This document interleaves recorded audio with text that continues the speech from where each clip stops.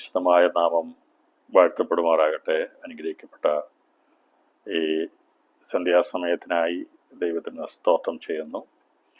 വെളിപ്പാട് പുസ്തക പഠന പരമ്പരയുടെ 76-ാമത്തെ ക്ലാസ്സിലേക്കാണ് 2026 മാർച്ച് മാസം 11-ാം തീയതി ബുധനാഴ്ച നാം പ്രവേശിച്ചിരിക്കുന്നത്. കഴിഞ്ഞ 75 ക്ലാസ്സുകളിലായിട്ട് ദൈവത്തിൻ്റെ പരിശുദ്ധമാവ് നമ്മെ നടത്തിയ ദൈവത്തിൻ്റെ എല്ലാ അനുഗ്രഹത്തിനായും സ്തോത്രം ചെയ്യുന്നു. ഇപ്പോൾ നാം ചിന്തിച്ചുകൊണ്ടിരിക്കുന്നത് പ്രതികാര ദിവസം കഴിഞ്ഞ ശേഷമായി സേനാ ദിവസം അത് പ്രത്യക്ഷപ്പെടുന്നതിന് മുമ്പായി നടക്കുന്ന ചില കാര്യങ്ങളെക്കുറിച്ചുള്ള വിവരണമാണ് നാം കേട്ടുകൊണ്ടിരിക്കുന്നത്. അതിൽ അവസാനമായി പ്രതികാര ദിവസം കഴിഞ്ഞു കഴിഞ്ഞാൽ ഉടൻ തന്നെ സംഭവിക്കുന്ന പ്രതികാര ദിവസം അവസാനത്തോടു കൂടി ഇസ്രായേലിൽ നിന്ന് രക്തസാക്ഷി അഥവാ തല അറുക്കപ്പെടുന്നവരുടെ 144,000 ആൾക്കാരുടെ എണ്ണം അത് തികയപ്പെടുന്നുവെന്നും, എന്നാൽ ജാതികളായിട്ടുള്ളവരുടെ എണ്ണം പൂർണ്ണത പ്രാപിക്കുന്നത് കുറച്ച് ദിവസങ്ങൾ കൂടി മുമ്പോട്ട് പോയതിനു ശേഷമാകുന്നു. അതുകൊണ്ടാണ് ഇന്നു മുതൽ കർത്താവിൽ മരിക്കുന്ന മൃതന്മാർ ഭാഗ്യവാന്മാർ എന്ന് രേഖപ്പെടുത്തിയിരിക്കുന്നതിനെ കുറിച്ചും കഴിഞ്ഞ ദിവസം നമുക്ക് ചിന്തിപ്പാൻ കർത്താവ് കൃപ തന്നു. തുടർന്ന് നമ്മൾ ചിന്തിക്കുന്നത് ന്യായവിധിയുടെ അധികാരം, ദൈവത്തിൻ്റെ മണവാട്ടി സഭയുടെ, ദൈവത്തിൻ്റെ കുഞ്ഞാടിൻ്റെ മണവാട്ടിയാകുന്നവർക്ക് ലഭിക്കുന്ന അധികാര പദവിയെക്കുറിച്ചും അവർ ഭാവി കാലത്തിരിക്കുന്ന വിവിധ സന്ദർഭങ്ങളിലായിട്ടിരിക്കുന്ന സിംഹാസനങ്ങളെക്കുറിച്ചുള്ള കാഴ്ചപ്പാടോടുകൂടിയാണ് ഇന്നലത്തെ ക്ലാസ് നമ്മൾ പൂർത്തീകരിച്ചത്. ഇപ്പോൾ നാം ഭൂമിയിലായിരിക്കുന്നു. കർത്താവിൻ്റെ മധ്യാകാശപരമെങ്കിൽ നാം നേരിട്ട് എടുക്കപ്പെടുന്നത് കർത്താവിൻ്റെ സിംഹാസനത്തിലേക്കാകുന്നു. ആൺകുട്ടിയെ പ്രസവിച്ച ഉടനെ സ്വർഗീയ സിംഹാസനത്തിലേക്ക് എടുക്കപ്പെട്ടു എന്നാണ് അവിടെ രേഖപ്പെടുത്തിയിരിക്കുന്നത്. അപ്പോൾ ഈ ഭൂമിയിൽ നിന്ന് ദൈവത്തിൻ്റെ സഭ എടുക്കപ്പെട്ടാൽ ഉടൻ തന്നെ എത്തിച്ചേരുന്നത് കുഞ്ഞാടാം ദൈവത്തിൻ്റെ സിംഹാസനത്തിലേക്കാണ്. അപ്പോൾ ഇവിടുന്ന് നമുക്ക് ആ സ്ഥാനക്കയറ്റം എപ്പോൾ വേണമെങ്കിലും സംഭവിക്കാം. ഭൂമിയിൽ ജീവനോടിരിക്കുന്ന ഈ സമയത്ത് കൈ ഞൊടിക്കുന്നിടയിൽ, കണ്ണിമിക്കുന്നിടയിൽ, കണ്ണ് അടച്ചു തുറക്കപ്പെടുന്നതിനിടയിൽ നമ്മുടെ സ്ഥിതിക്ക് മാറ്റം വരും. അപ്പോൾ ഇന്ന് നാം ഒരുപക്ഷെ നാളെക്കുറിച്ചുള്ള ആകുല ചിന്തകളും ഭാരങ്ങളും വേദനകളും ഒക്കെ ആയിട്ടായിരിക്കാം ഭൂമിയിൽ ജീവിക്കുന്നത്. എന്നാൽ കർത്താവിൻ്റെ വചനപ്രകാരം നാം ചിന്തിക്കുമ്പോൾ ഏത് നിമിഷത്തിൽ വേണമെങ്കിലും കർത്താവ് തൻ്റെ സഭയെ ചേർക്കുമ്പോൾ ആ സമയത്ത് ഏത് നിമിഷത്തിൽ കാഹളം ഊതിയാലും അവനോട് ചേർക്കപ്പെടാനുള്ളവർ കണ്ണ് അടച്ചു തുറക്കുന്നതിന് മുമ്പായി ഈ ഭൂമിയിൽ നിന്ന് അതിവേഗതയിൽ സ്വർഗത്തിൽ കുഞ്ഞാടാം ദൈവത്തിൻ്റെ സിംഹാസനത്തിലേക്ക് ഉയർത്തപ്പെടും.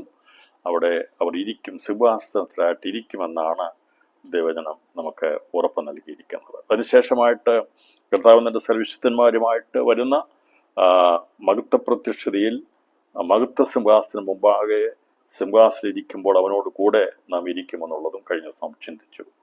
അതിനുശേഷം 1000 ആണ്ട് വാഴ്ച കഴിഞ്ഞിട്ടുള്ള വെള്ള സിംഹാസനം മുമ്പാകെ മരിച്ചുപോയ ആബാലവൃന്ദം ഉൾപ്പെടെയുള്ള ഭൂതാത്മാക്കളുടെ പുനരുത്ഥാനവും അതുപോലെ പാപം ചെയ്ത ദൂതന്മാരെ ഏൽപ്പിച്ചു കൊടുക്കുന്ന നരകം ഉൾപ്പെടെയുള്ള കഠിന പാപികളുടെ എല്ലാവരുടെയും നിത്യജീവന യോഗ്യതയായിട്ടുള്ള എല്ലാവരും അന്ന് പുനരുത്ഥാനം പ്രാപിച്ചു നിൽക്കുമ്പോൾ ന്യായം വിധിക്കപ്പെടുന്ന അല്ലെങ്കിൽ വിധിക്കപ്പെടേണ്ടതായ പാതാളത്തെയും നരകത്തെയും വിധിച്ച് അവരെ നിത്യനരകാത്തിലേക്ക് തള്ളിക്കളയുമ്പോൾ കുഞ്ഞാടിനോടുകൂടെ നാം അവനോടുകൂടെ വെള്ള സിംഹാസനത്തിൽ ഇരിക്കും എന്നുള്ളതിനെ കുറിച്ചും നാം ചിന്തിച്ചു. അവസാനമായി 22-ാം അധ്യായം എഴുതി തീർക്കുന്നത് ദൈവിക തൃത്വത്തെ വെളിപ്പെടുത്തുമ്പോൾ അതിൽ മർമ്മമായി മറിഞ്ഞിരിക്കുന്ന കുഞ്ഞാടിൻ്റെ മണവാട്ടിയും അതിലുണ്ട്.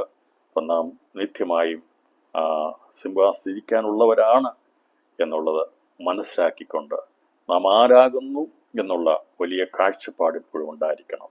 ഇവിടെ ഒരുപക്ഷെ പതറി നടക്കുന്നവരായിരിക്കും, തലകുനിഞ്ഞ് നടക്കുന്നവരായിരിക്കും, വേദനപ്പെട്ട് നടക്കുന്നവരായിരിക്കും, ഒരുപക്ഷെ ഒന്നും എടുത്തു പറയാനുള്ള ഒരു കാര്യങ്ങളും ഉള്ളവരായിരിക്കത്തില്ല, ആരും അറിയുന്നവരായിരിക്കത്തില്ല, സ്ഥാനങ്ങൾ മഹിമകളൊന്നും ഉള്ളവരായിരിക്കത്തില്ല. എന്നാൽ നാം എവിടെയാണ് ഇരിക്കേണ്ടതെന്നുള്ളത് കർത്താവ് പറഞ്ഞു, ഞാൻ ഇരിക്കുന്നിടത്ത് നിങ്ങളും ഇരിക്കേണ്ടതിന് ഞാൻ വന്ന് നിങ്ങളെ എൻ്റെ അടുക്കൽ ചേർത്തുകൊള്ളും. യേശു കർത്താവ് എവിടെയാണോ ഇരിക്കുന്നത് അവിടെയെല്ലാം നാമും ഇരിക്കുവാനുള്ളതാണ്. അവൻ സ്വർഗാസ്വർഗത്തിലിരിക്കുന്നു, അവൻ മഹത്വ സിംഹാസനത്തിലിരിക്കും, അവൻ വെള്ള സിംഹാസനത്തിലിരിക്കും, അവൻ നിത്യതയിൽ അവൻ സിംഹാസനത്തിലിരിക്കുമ്പോൾ അവനോട് കൂടെ നമ്മളും ഉണ്ടായിരിക്കും. അതുകൊണ്ടാണ് അവിടെ പ്രത്യേകിച്ച് എടുത്ത് പറയാത്തത്. വീതിയിൽ നടുവിൽ ദൈവത്തിൻ്റെയും കുഞ്ഞാടിൻ്റെയും സിംഹാസനത്തിൽ നിന്ന് പുറപ്പെടുന്ന പളങ്ക് പോലെ ശുഭ്രമായ ജീവജല നദിയുണ്ട്. അപ്പോൾ ദൈവിക തൃത്വത്തോട് ചേരുവാൻ ഭാഗ്യം ലഭിക്കുന്ന ദൈവമക്കൾ ആകുന്നു പുത്രത്വം പ്രാപിക്കുന്ന അവൻ്റെ മണവാട്ടി എന്നുള്ള വലിയ ഭാഗ്യകരമായ പ്രത്യാശയോടെ വേണം ദൈവത്തെ ആരാധിക്കുവാനും കൂട്ടായ്മകളിൽ പങ്കെടുക്കുവാനും ദിവസങ്ങളിൽ കർത്തനാമത്തിൽ ഇവിടെ നിൽക്കുവാനും എന്ന് ഞാൻ പൊതുവായി ഒന്ന് ഉത്ബോധിപ്പിച്ചുകൊണ്ട് ഞാൻ ആ ഭാഗത്തിൻ്റെ പഠനത്തിൽ നിന്ന് മാറുവാൻ കർത്താവിൽ താല്പര്യപ്പെടുന്നു. അപ്പോൾ കർത്താവ് ഇരിക്കുന്ന എവിടെയാണ് നമുക്ക് മനസ്സിലായി. അപ്പോൾ പഴയ നിയമത്തോടുള്ള ബന്ധത്തിൽ നാം ഈ പഠിച്ചു വരുന്ന കാര്യങ്ങളിൽ നിഴലും അത് പൊരുളുമാകുന്നു.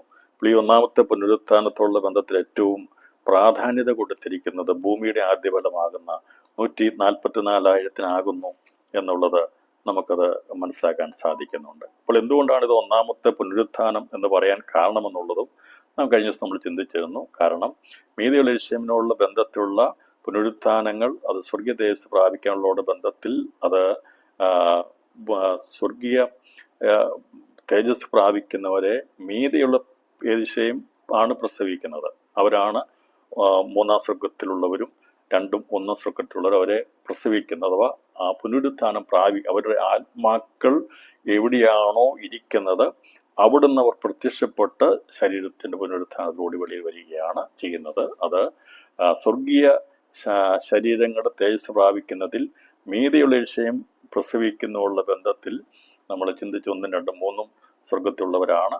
അവരുടെ പുനരുത്ഥാനത്തെക്കുറിച്ച് നമ്മൾ ചിന്തിച്ചിരുന്നു. അത് മൂന്നാം സ്വർഗത്തിലുള്ള പുനരുത്ഥാനമാണ്. സ്വർഗത്തിൻ്റെ ആദ്യഫലം, അത് സർവസൃഷ്ടിയുടെ ആദ്യഫലമായിരിക്കുന്ന മണവാട്ടി സഭ എന്നുള്ളതും അവരുടെ പുനരുത്ഥാന രൂപാന്തരം നടക്കുന്നതിനെ കുറിച്ച് നാം ചിന്തിച്ചപ്പോൾ അന്ന് ജീവനോടിരിക്കുന്നവർ രൂപാന്തരപ്പെടുന്നു, അതുപോലെ തന്നെ മരിച്ചുപോയ അതേ നിലവാരത്തിലുള്ള പുനരുത്ഥാനവും രൂപാന്തരവും നടക്കുന്നു.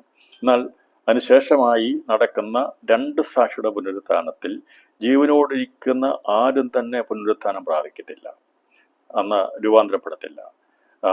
പുനരുത്ഥാനവും രൂപാന്തരവും നടക്കുന്ന കർത്താവിൻ്റെ മധ്യാകാശ പ്രത്യക്ഷയിൽ മാത്രമാണ്. പ്രത്യേകം ശ്രദ്ധിക്കണം. പുനരുത്ഥാനത്തിൽ ഓരോ പുനരുത്ഥാനത്തിലും സംഭവിക്കാൻ എന്തൊക്കെയാണെന്ന് മനസ്സിലാക്കണം. പൊതുവെയുള്ള ഒരു ചിന്തയനുസരിച്ച് 2 പുനരുത്ഥാനത്തെക്കുറിച്ചുള്ള ചിന്തയെ സാധാരണക്കാർക്കുള്ളൂ. അത് ഒന്നാമത്തെ പുനരുത്ഥാനവും ഒടുക്കത്തെ നാളിലെ പുനരുത്ഥാനമാകും. ഈ 2 പുനരുത്ഥാനമാണെങ്കിൽ നമുക്കൊരിക്കലും നമ്മുടെ സംശയം വിട്ടുമാറത്തില്ല.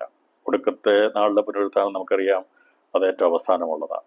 ഒന്നാമത്തെ പുനരുത്ഥാനത്തെക്കുറിച്ച് നമ്മൾ ചിന്തിച്ചപ്പോൾ മനസ്സിലായി, അത് 20-ാം അധ്യായം 4 മുതൽ 5 വാക്യങ്ങൾ പഠിച്ചപ്പോൾ അത് എതിർക്രിസ്തുവിന്റെ സമയത്ത് രക്തസാക്ഷിത്വം ഭരിക്കാനുള്ളവരുടെ പുനരുത്ഥാനമാണെന്നുള്ളത് ഏത് ഒരു മലയാളം അറിയാവുന്ന ഒരാളെ വായിക്കാൻ പറഞ്ഞാലും ഇത് അന്ന് അങ്ങനെയുള്ളവരുടെ പുനരുത്ഥാനമാണെന്ന് പറയും. പക്ഷേ നമ്മുടെ സ്കോളേഴ്സ് ആയിട്ടുള്ളവർക്ക് എത്ര വായിച്ചാലും ഇതങ്ങോട്ട് മനസ്സിലാകത്തില്ല. കാരണം മർമ്മമായി പറഞ്ഞിരിക്കുന്ന 2 പുനരുത്ഥാനങ്ങളെ ഉൾക്കൊള്ളാനോ അറിയുവാനോ കഴിയാത്തത് കൊണ്ടാണ് ഒന്നാമത്തെ പുനരുത്ഥാനത്തെ മണവാട്ടി സഭയുടെ പുനരുത്ഥാനമായി പലരും പഠിപ്പിക്കുന്നത്, പലരും ചിന്തിക്കുന്നത്. നാം ചോദിക്കുകയാണ്, കർത്താവ് മധ്യാകാശം വരുമ്പോൾ നടക്കുന്ന പുനരുത്ഥാനം ഏതാണെന്ന് ചോദിച്ചാൽ അന്നേരെ പലരും പറയും ഒന്നേലോ പറയും ഞങ്ങൾക്ക് അറിയത്തില്ല, അല്ലെങ്കിൽ പറയും ഒന്നാമത്തെ പുനരുത്ഥാനം എന്ന് പറയും. കാരണം വെളിപ്പാട് പുസ്തകത്തിൽ വ്യക്തമായി രേഖപ്പെടുത്തിയിരിക്കുന്നത് ഒന്നാമത്തെ പുനരുത്ഥാനം, ഒടുക്കത്തെ നാളിലെ പുനരുത്ഥാനമാകും. ഞാൻ പുനരുത്ഥാനത്തെ ക്ലാസ് എടുക്കാനല്ല ആഗ്രഹിക്കുന്നത്. അപ്പോൾ ഇവിടെ ഇത് 20-ാം അധ്യായം 4-5 വാക്യങ്ങൾ വായിക്കുമ്പോൾ ഒന്നാമത്തെ പുനരുത്ഥാനത്തിൽ പങ്കുള്ളവർ ഭാഗ്യവാനും വിശുദ്ധനുമാകുന്നു എന്ന് പറയുമ്പോൾ അവരാരാകുന്നു എന്നുള്ളതിൻ്റെ വ്യക്തത ഇന്ന് നമ്മൾ മനസ്സിലാക്കിയിരുന്നു. ഒന്നുകൂടെ ഞാൻ വായിക്കാം.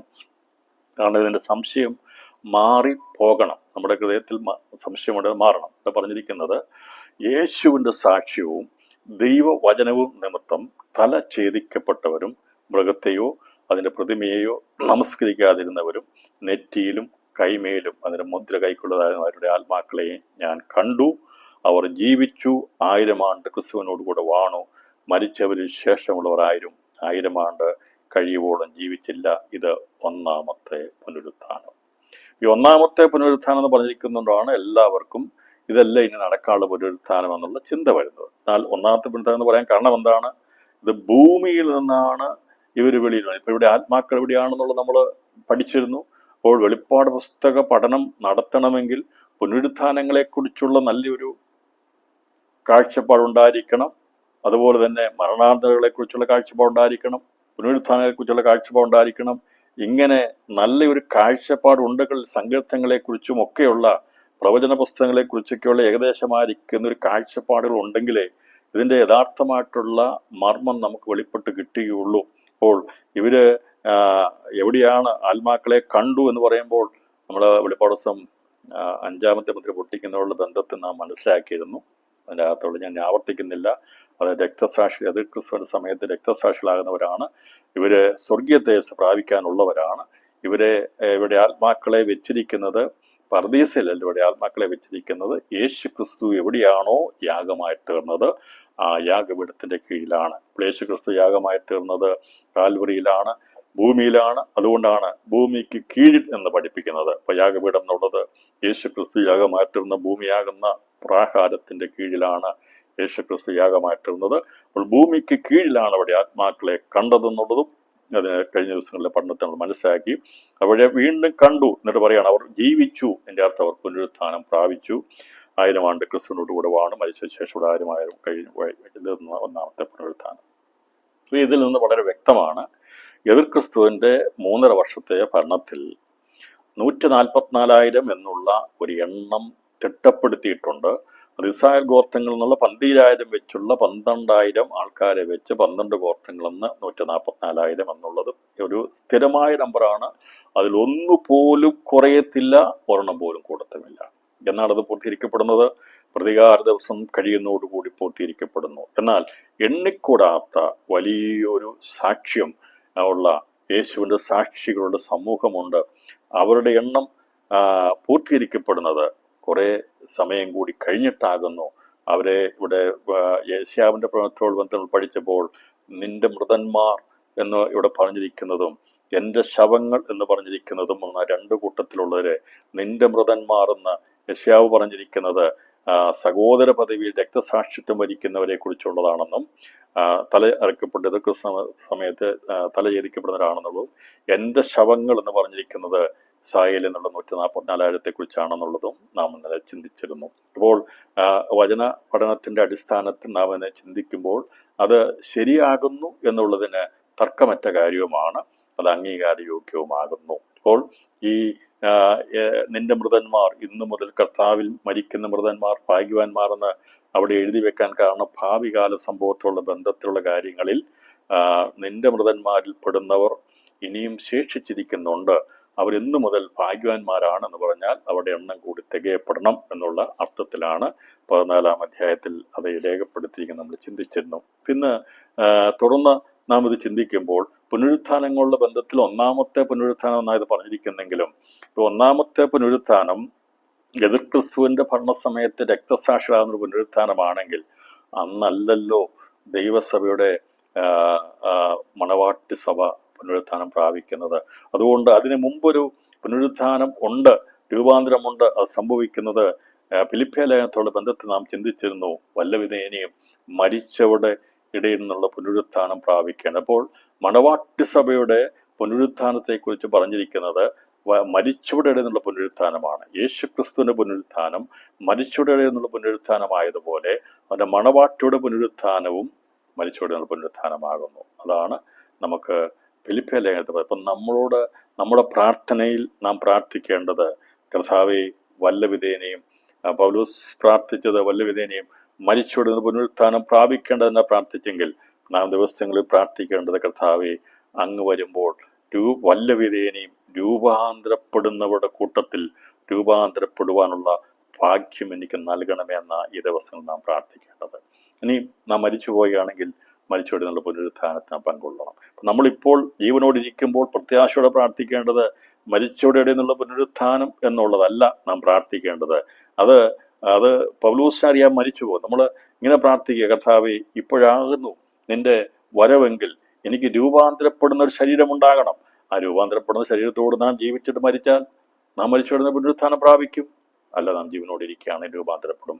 ഏത് വിധത്തിലാണെങ്കിലും നാം രൂപാന്തരപ്പെടുവാനുള്ള ഒരാഗ്രഹത്തോടെ വേണം ഭൂമിയിൽ ജീവിക്കാൻ വേണ്ടി. ഓരോ ദിവസവും സഭയുടെ വിശുദ്ധന്മാരിൽ തെളിവ് പ്രാപിക്കുന്നവരുടെ മനസ്സിലെ ചിന്തകളും പ്ലാനുകളും എല്ലാം ഏത് നിമിഷത്തിൽ രൂപാന്തരപ്പെടുവാൻ വേണ്ടിയുള്ള ഒരുക്കത്തോടെ ആയിരിക്കണം ദൈവസഭയിലുള്ള ദൈവമക്കൾ നിൽക്കേണ്ടത്. അവർക്ക് മാത്രമേ കർത്താവിൻ്റെ കാഹളം ധ്വനിക്കുമ്പോൾ എടുക്കപ്പെടാൻ കഴിയത്തുള്ളൂ. അല്ലാതെ കർത്തൃമേശ നടത്തുന്നതിന് മുമ്പായി 3 ദിവസം ഉപവസിച്ച് പ്രാർത്ഥിച്ചിട്ട് മാത്രമേ കർത്തൃമേശ നടത്തുകയുള്ളൂ എന്ന് ചിന്തിക്കുന്ന ഒരു രീതി നമുക്കുണ്ട്. കാരണം നാം തികവുള്ളവരല്ല. 3 ദിവസം ഉപവാസം ചെയ്ത് പാവഴികളെല്ലാം വിട്ടുതിരിഞ്ഞിട്ടാണ് നമ്മൾ ചെയ്യേണ്ടതെന്നുള്ള ഒരു ചിന്താഗതി ഉണ്ടെങ്കിൽ പ്രിയപ്പെട്ടവരെ തെറ്റിപ്പോകരുത്. കർത്താവ് വരുന്ന സമയത്ത് അങ്ങനെയുള്ള സമയമൊന്നും നമുക്ക് കിട്ടത്തില്ല. 3 ദിവസമൊന്നും ഉപവസിച്ച് പ്രാർത്ഥിച്ച് കർത്തൃമേശ എടുക്കാൻ നമ്മളിവിടെ സഭയോടുള്ള ബന്ധത്തിൽ ചെയ്യും. ഏത് സമയത്ത് കർത്തൃമേശ ഒരുക്കപ്പെട്ടാലും അതിൽ കൈ നീട്ടുവാനുള്ള പ്രാഗൽഭ്യത്തോടെ വേണം ദൈവസഭയിലെ ഓരോ ദൈവമക്കളും ജീവിക്കുവാൻ. അവരാണ് ഒരുക്കമുള്ളവർ എന്ന് പറയുന്നത്. അല്ലാതെ അയ്യോ എന്തിനാ ദൈവദാസ ഇപ്പം കർത്തൃമേശനടുത്ത് ഞങ്ങൾക്ക് ഉപവാസിക്കാൻ കഴിഞ്ഞില്ലല്ലോ 3 ദിവസം. അത് ഞാൻ പറഞ്ഞല്ലോ, അങ്ങനെയാണെങ്കിൽ കർത്താവിൻ്റെ വരവെങ്കിൽ എടുക്കപ്പെടുവാൻ 3 ദിവസം സമയം നൽകാൻ പറ്റുമോ? പറ്റത്തില്ല. ഉപവസിച്ച് കർത്തൃമേശ നടത്തുന്നത് നല്ല കാര്യമാണ്, അത് വേണം, അത് നടക്കട്ടെ, അത് അത്യാവശ്യമുള്ള കാര്യമാണ്. സഭയിൽ ഉപവാസ പ്രാർത്ഥന ഒരുക്കവും ആവശ്യമാണ്. പക്ഷേ ഞാൻ പറയുന്നത്, എപ്പോൾ ഏത് നിമിഷത്തിൽ യേശു കർത്താവ് വന്നാലും അവനോട് ചേരുവാനുള്ള രൂപാന്തരം പ്രാപിപ്പാനുള്ള വലിയൊരു വാഞ്ചയോടെ വേണം നാം ഭൂമിയിൽ ജീവിക്കുവാൻ. നമ്മുടെ പ്രാർത്ഥന ഇതായിരിക്കണം: കർത്താവേ, അങ്ങയുടെ കാഹളം ധ്വനിച്ചാൽ അവിടുത്തെ ആ ശ്വാസം ഞങ്ങളിലേക്ക് വരുമ്പോൾ അത് ഞങ്ങളെ രൂപാന്തരപ്പെടുത്തണം. മരിച്ചു കഴിഞ്ഞാൽ ആ ശ്വാസം ഞങ്ങളെ പുനരുത്ഥാന ശരീരങ്ങളായി, അത് സ്വർഗീയത്തെ ശരീരങ്ങളായി എടുക്കപ്പെടും എന്നുള്ള വലിയ ഭാഗ്യകരമായ പ്രത്യാശയോടെ നാം ജീവിക്കാൻ തുടങ്ങിയാൽ നമ്മുടെ ജീവിതത്തിൻ്റെ പ്രശ്നങ്ങൾക്ക് പരിഹാരമുണ്ടാകും. നാളെക്കുറിച്ചുള്ള ആകുലതകൾ മാറും, നാളെക്കുറിച്ചുള്ള വിഷമതകൾ മാറും. നാം ഇന്ന് അതിനുവേണ്ടി ജീവിച്ചാൽ, അതുകൊണ്ട് കർത്താവ് പറഞ്ഞത് ഇന്നേക്ക് ജീവിക്കുക, നാളെ എന്നുള്ളത് ദൈവത്തിൻ്റെ കയ്യിലാണ്. അപ്പോൾ ഇന്ന് രാത്രിയിൽ നാം ചിന്തിക്കേണ്ടത്, ഇന്ന് രാത്രി നാം കിടന്നിട്ട് നാളെ ഒരുപക്ഷെ എഴുന്നേൽക്കാൻ സാധിച്ചില്ല, ഒന്നെങ്കിൽ മരണത്താൽ മാറ്റപ്പെടട്ടെ, അല്ലെങ്കിൽ കർത്താവ് വരികയാണെങ്കിൽ നമ്മുടെ പ്രത്യാശ മാറിപ്പോകരുത്, മങ്ങിപ്പോകരുത്. എനിക്ക് എൻ്റെ കർത്താവിനോട് എടുക്കപ്പെടുവാൻ കഴിയുമെന്നുള്ള വിശ്വാസത്തോടെ വേണം നമ്മൾ ജീവിക്കാനായിട്ട്. അപ്പോൾ അത് മണവാട്ടി സഭ എടുക്കപ്പെടുന്നു. രണ്ടും ഒന്നിലുമുള്ള വിശുദ്ധന്മാർ പുനരുത്ഥാനം പ്രാപിക്കുന്നത് എതിർക്രിസ്തുവിൻ്റെ ഭരണസമയത്ത് നടക്കുന്ന, അവൻ പ്രത്യക്ഷപ്പെട്ട് കഴിയുമ്പോൾ അന്ന് സാക്ഷ്യം തികച്ച് നിൽക്കുന്നവരെ കൊന്ന് അവരെ തലയറുത്ത് അവരെ വീതികളിലിടും, അവരെ കൊന്നിടും എന്ന് പറഞ്ഞാൽ അന്ന് അവരെ കൊന്നിടും. അത് എങ്ങനെയാണ് കൊല്ലുന്നുള്ളതിനെ കുറിച്ച് ഇവിടെ പറഞ്ഞിട്ടില്ല. അവരെ ജയിച്ചു കൊന്നുകളയുന്നു. അവരുടെ ശരീരം കല്ലറയ്ക്കുള്ളിൽ വയ്ക്കത്തില്ല. ഞാനിങ്ങനെ അതേക്കുറിച്ച് ചിന്തിച്ചപ്പോൾ ഈ പുനരുത്ഥാനങ്ങളിലൊക്കെ വളരെ വ്യത്യസ്തമായ രീതിയിലുള്ള സംഭവങ്ങളാണ് നടക്കുന്നത്. അപ്പോൾ മരിച്ചുപോയെന്നുള്ള പുനരുത്ഥാനത്തോടുള്ള ബന്ധത്തിൽ കർത്താവ് വരുന്ന സമയത്ത് രണ്ട് കൂട്ടരാണെന്ന് പുനരുത്ഥാനം പറയുന്നത്. ഒന്ന്, കല്ലറയിലുള്ള വിശുദ്ധന്മാർ, അതുപോലെ തന്നെ ജീവനോടിരിക്കുന്ന വിശുദ്ധന്മാർ. ഒരു കൂട്ടര് പുനരുത്ഥാനം, ഒരു കൂട്ടര് രൂപാന്തരം. അവരാണ് എടുക്കപ്പെടുന്നത്. അതുപോലൊരു സംഭവം പിന്നീട് ഉണ്ടാകത്തില്ല. എന്നാൽ 2 സാക്ഷികളുടെ പുനരുത്ഥാനത്തിന്റെ ബന്ധത്തിൽ കല്ലറകളിൽ അടക്കപ്പെട്ട വിശുദ്ധന്മാരുടെ ഗണമുണ്ട്. അതുപോലെ തന്നെ കല്ലറകളിൽ അടക്കപ്പെടാതെ മരിച്ചു കിടക്കുന്നവരുടെ പുനരുത്ഥാനമുണ്ട്. ഇവിടെ വ്യത്യസ്ത മനസ്സിലാക്കണം. കല്ലറകളിൽ മരിച്ച് അടക്കപ്പെട്ടവരുണ്ട്, ഈ ഗണത്തിൽപ്പെടുന്നവരുണ്ട്. അതായത് പഴയ വിശുദ്ധന്മാർ, അവരൊക്കെ പഴയ വിശുദ്ധന്മാരൊക്കെ ഉണ്ടോ ഈ ശ്രേഷ്ഠമായ പദവിയിലുള്ളത്? അവരൊക്കെ അന്ന് കല്ലറകൾക്കുള്ളിൽ നിന്ന് വെളി വരുമ്പോൾ എതിർക്രിസ്തുവിന്റെ ഭരണാരംഭത്തെങ്കിൽ കല്ലറയിൽ വെക്കാൻ സമ്മതിക്കാതെ കൊന്നിട്ടിരിക്കുന്ന വിശുദ്ധന്മാർ, പഴയ നിയമത്തിൻ്റെയും പുതിയ നിയമത്തിൻ്റെ സാക്ഷികൾ യെരൂശലേം വീതിയിൽ ഉൾപ്പെടെയുള്ള പല സ്ഥലങ്ങളിൽ കിടക്കും. അപ്പോൾ അവരെ പുനരുത്ഥാനവും അവർ പ്രാപിച്ചെടുക്കുമ്പോൾ കല്ലറകൾ ഉള്ളവരും കല്ലറകൾക്ക് ഉള്ളിൽ വെക്കാതെ 3.5 ദിവസം പരസ്യമായി വെളിയിൽ കിടക്കുന്നവരുമാണ് അന്ന് പുനരുത്ഥാനം പ്രാപിക്കുന്നത്. വ്യക്തമാക്കി മനസ്സിലാക്കണം. കർത്താവിൻ്റെ മധ്യാകാശ വരവെങ്കിൽ മരിച്ചുപോയി കല്ലറ അടക്കപ്പെട്ട വിശുദ്ധന്മാർ ജീവനോടിരിക്കുന്ന രൂപാന്തരം പ്രാപിക്കും. നിങ്ങളെ ആത്മീയ ദർശിക്കണം, ഇതിനെ മനസ്സിലാക്കി കാണണം എന്താണ് സംഭവിക്കുന്നുള്ളത്. കർത്താവിൻ്റെ കാഹളം ധ്വനിക്കുന്ന സമയത്ത് മരിച്ചുപോയ വിശുദ്ധന്മാർ അക്ഷരായി ഉയർത്തെഴുന്നേൽക്കും. അതോടൊപ്പം ജീവനോടിരിക്കുന്ന രൂപാന്തരം പ്രാപിക്കും. അങ്ങനെ അവർ സ്വർഗാസുഖത്തിലേക്ക് എടുക്കപ്പെടും. കുഞ്ഞാണ്ട് സിംഹാസനത്തിലിരിക്കും. ഇതിനു ശേഷമായി 3.5 വർഷം കഴിയുമ്പോൾ നടക്കുന്ന എതിർ ക്രിസ്തുവിന്റെ ഭരണാരംഭങ്ങൾ നടക്കുമ്പോൾ അന്ന് രൂപാന്തരപ്പെടുവാൻ ആരും കാണത്തില്ല. ഒരൊറ്റ മനുഷ്യൻ പോലും രൂപാന്തരപ്പെടത്തില്ല. അന്ന് സംഭവിക്കുന്നത് കല്ലറകളിൽ അടക്കപ്പെട്ട ആ നിലവാരത്തിലുള്ളവരും എതിർ ക്രിസ്തുവിനാൽ കൊല്ലപ്പെട്ട് സാക്ഷ്യം തികഞ്ഞു കിടക്കുന്നവരും അവരുടെ ശവശരീരങ്ങൾ കല്ലറയിൽ അടക്കപ്പെട്ടിട്ടില്ല, വെച്ചിട്ടില്ല. അപ്പോൾ മരിച്ചുപോയവരാണ്. ഒന്ന് കല്ലറ അടക്കപ്പെട്ടവർ, 3.5 ദിവസമായി കല്ലറ അടക്കപ്പെടാത്തവർ. ഇവരുടെ പുനരുത്ഥാനമാണ് 2 സാക്ഷിയുടെ പുനരുത്ഥാനത്തിൽ നടക്കുന്നത്. എന്നാൽ അതിനുശേഷമായി നടക്കുന്ന 1-ാമത്തെ പുനരുത്ഥാനത്തിൽ നടക്കുന്നത് ഇങ്ങനെ വെളിയിൽ കിടക്കുന്ന ഒരൊറ്റ വ്യക്തികൾ പോലുമില്ല. കല്ലറകൾ തുറക്കപ്പെട്ട് ഭൂമി പ്രേതന്മാരെ പ്രസവിക്കുകയാണ് ചെയ്യുന്നത്. ഭൂമിയാണ് ഈ ആത്മാക്കളെ വെളിയിൽ കൊണ്ടുവരുന്നത്. ഭൂമിയിൽ നിന്ന് ഭൂമിക്ക് കീഴിൽ നിന്ന്, യാഗപീഠത്തിന് കീഴിൽ നിന്ന് കർത്താവിൻ്റെ 1-ാമത്തെ പുനരുത്ഥാനത്തിന്റെ സമയത്ത് കർത്താവ് അതിനുള്ള ദൂത് അറിയിച്ചു കഴിയുമ്പോൾ, ആ ഡിക്ലറേഷൻ പ്രഖ്യാപിച്ചു കഴിയുമ്പോൾ, 1-ാമത്തെ പുനരുത്ഥാനം നടക്കുമ്പോൾ ഭൂമിയാണ് പ്രേതന്മാരെ പ്രസവിക്കുന്നത്. അപ്പോൾ അവർ പുനരുത്ഥാനം പ്രാപിച്ച് സ്വർഗീയ തേജസ്സോടുകൂടി സ്വർഗാസുഖത്തിലേക്ക് എടുക്കപ്പെടുകയാണ് ചെയ്യുന്നത്. അപ്പോൾ ഇതിനുള്ള ബന്ധത്തിൽ നാം ചിന്തിക്കുമ്പോൾ ഇത് ഇവിടെ പറഞ്ഞിരിക്കുന്ന ഗണത്തിൽപ്പെടുന്നവരിൽ 2 കൂട്ടരുണ്ടെന്നുള്ളത് നാം മനസ്സിലാക്കി. അപ്പോൾ അവര് ആരൊക്കെയാണെന്നുള്ളതിനെ കുറിച്ച് നാം ചിന്തിച്ചപ്പോൾ അത് സഹവൃദ്ധന്മാരും സഹോദരന്മാരുടെ പദവിയിലുള്ളവരാണെന്നും 144,000 പേരാണ് സഹവൃദ്ധന്മാരുടെ ബന്ധത്തിൽ അന്ന് പുനരുത്ഥാനം പ്രാപിക്കുന്നതെന്നുള്ളതും അതിനെ 1-ാമത്തെ പുനരുത്ഥാനം എന്ന് പറയാൻ കാരണം ഭൂമി ഉള്ള ബന്ധത്തിൽ നടക്കുന്ന പുനരുത്ഥാനത്തിലെ ആദ്യത്തെ പുനരുത്ഥാനമാണ് 1-ാമത്തെ പുനരുത്ഥാനം. അപ്പോൾ അത് ഇസ്രായേലിനുള്ള ബന്ധത്തിൽ ഭൂമിയുടെ ആദ്യഫലമാകുന്നു അവർ എന്നുള്ളത്. അതായത് ദൈവത്തിന്റെ വിളവിന്റെ ആദ്യഫലമാണ് ഇസ്രായേൽ എന്നുള്ളത് മനസ്സിലാക്കുമ്പോൾ ഭൂമിയാകുന്ന കൃഷിയിൽ നിന്ന് ദൈവത്തിന്റെ വിളവെടുപ്പിനുള്ള ബന്ധത്തിൽ ഇസ്രായേലിന്റെ സ്ഥാനം വലുതാണ്. അപ്പൊ മനുഷ്യനുള്ള ബന്ധത്തിൽ അബ്രഹാമിന്റെ സന്തതിയായിരിക്കുന്ന ഇസ്രായേലിന് വലിയ സ്ഥാനമുണ്ട്. അവര് ഭൂമിയുടെ ആദ്യഫലമായിട്ട്, വിളവിന്റെ ആദ്യഫലമായിട്ടാണ് അവരെ എടുക്കുന്നത്. അപ്പോൾ ആദ്യഫലത്തോടുള്ള ബന്ധത്തിൽ നാം പഠിക്കുന്നത് നമുക്കത് മനസ്സിലാകണം. സ്വർഗാസുഖത്തിന്റെ ആദ്യഫലം ക്രിസ്തുവാണ്. സർവസൃഷ്ടിയുടെ ആദ്യഫലം മണവാട്ടി സഭയാണ്. ഭൂമിയുടെ ആദ്യഫലം 144,000 ആകുന്നു. അപ്പോൾ ഭൂമിയുടെ ആദ്യഫലത്തെക്കുറിച്ച് യിരെമ്യാവിന്റെ പ്രവചനത്തിൽ രേഖപ്പെടുത്തിയിട്ടുണ്ട്. ഭൂമിയുടെ ആദ്യഫലത്തെക്കുറിച്ച് യിരെമ്യാവിന്റെ പ്രവചനത്തിൽ രേഖപ്പെടുത്തിയിരിക്കുന്നത് നമ്മൾ ഇതിനു മുമ്പ് ചിന്തിച്ചിട്ടുണ്ട്, അറിയാമെങ്കിലും ഒന്നുകൂടി ഞാൻ എടുത്ത് പറയുന്നത് ഈ 1-ാമത്തെ പുനരുത്ഥാനം സംബന്ധിച്ചുള്ള സംശയങ്ങൾ മാറുവാൻ വേണ്ടിയാണ്. അതിന്റെ 2-ാം അധ്യായം 3-ാം വാക്യത്തിലെ ഇസ്രായേൽ യഹോവയ്ക്ക് വിശുദ്ധവും അവന്റെ വിളവിന്റെ ആദ്യഫലവുമാകുന്നു. അവനെ തിന്നുകളയുന്നവരൊക്കെ കുറ്റക്കാരായി തീരും, അവർക്ക് ദോഷം വന്ന് ഭവിക്കുമെന്നായിരുന്നു യഹോവയുടെ പാട്. അപ്പോൾ അവരെ തിന്നുകളയുന്ന, നമുക്കറിയാം അവസാനം വരുമ്പോൾ അവരെ തിന്നുകളയുന്ന അവസ്ഥയിലേക്ക് വരും, എന്നാൽ അവർക്ക് ദോഷം വരും എന്നാണ് പറഞ്ഞിരിക്കുന്നത്. അപ്പോൾ ഇസ്രായേൽ യഹോവയ്ക്ക് വിശുദ്ധവും അവന്റെ വിളവിന്റെ ആദ്യഫലവും. ഇതുകൊണ്ടാണ് അപ്പോസ്തലൻ പൗലോസ് റോമാ ലേഖനത്തിൽ എഴുതിയത്, അവരെ തള്ളിക്കളഞ്ഞവരെ അന്ന് നിങ്ങൾ വിചാരിക്കരുത്, യേശുവിനെ ക്രൂശിച്ചു എന്നുള്ളത് കൊണ്ട് അവർ ശപിക്കപ്പെട്ടവരോ തള്ളപ്പെട്ടവരോ അല്ല, അവർക്ക് കൃപയാലുള്ള തെരഞ്ഞെടുപ്പുണ്ടെന്നൊക്കെ പറഞ്ഞ് ആ ഇസ്രായേൽ ജനത്തിന്റെ അവരുടെ ആ വിലയും മഹത്വവും വെളിപ്പെടുത്തിയിരിക്കുന്നത് ഈ ഭാഗത്തൊക്കെ വായിച്ച് മനസ്സിലാക്കി അറിയാവുന്ന പൗലോസ് ദൈവം വെളിപ്പെടുത്തി കൊടുത്തുകൊണ്ടാണ്. അപ്പോൾ ഇസ്രായേൽ എന്നുള്ളത് ഭൂമിയുടെ വിളവിന്റെ അഥവാ അവന്റെ വിളവിന്റെ ആദ്യഫലമാകുന്നു. അപ്പോൾ വിളവിന്റെ ആദ്യഫലവും, അവിടെ വിളവിന്റെ ആദ്യഫലം എന്ന് പറയുമ്പോൾ ഭൂമിയിൽ നിന്നുള്ള വിളവിന്റെ ആദ്യഫലമാണ് ഈ പറയുന്ന ഇസ്രായേലുകൾ 144,000. അതുകൊണ്ടാണ് നമ്മൾ ഭൂമിയുടെ ആദ്യഫലം പറയുന്നത്. അപ്പോൾ ഒന്നുകൂടെ ഞാൻ പറയാം, യേശുക്രിസ്തു സ്വർഗാസുഖത്തിന്റെ ആദ്യഫലമാണ്. മണവാട്ടി സഭ സർവ സൃഷ്ടികളിൽ നിന്നുള്ള ആദ്യഫലമാണ്.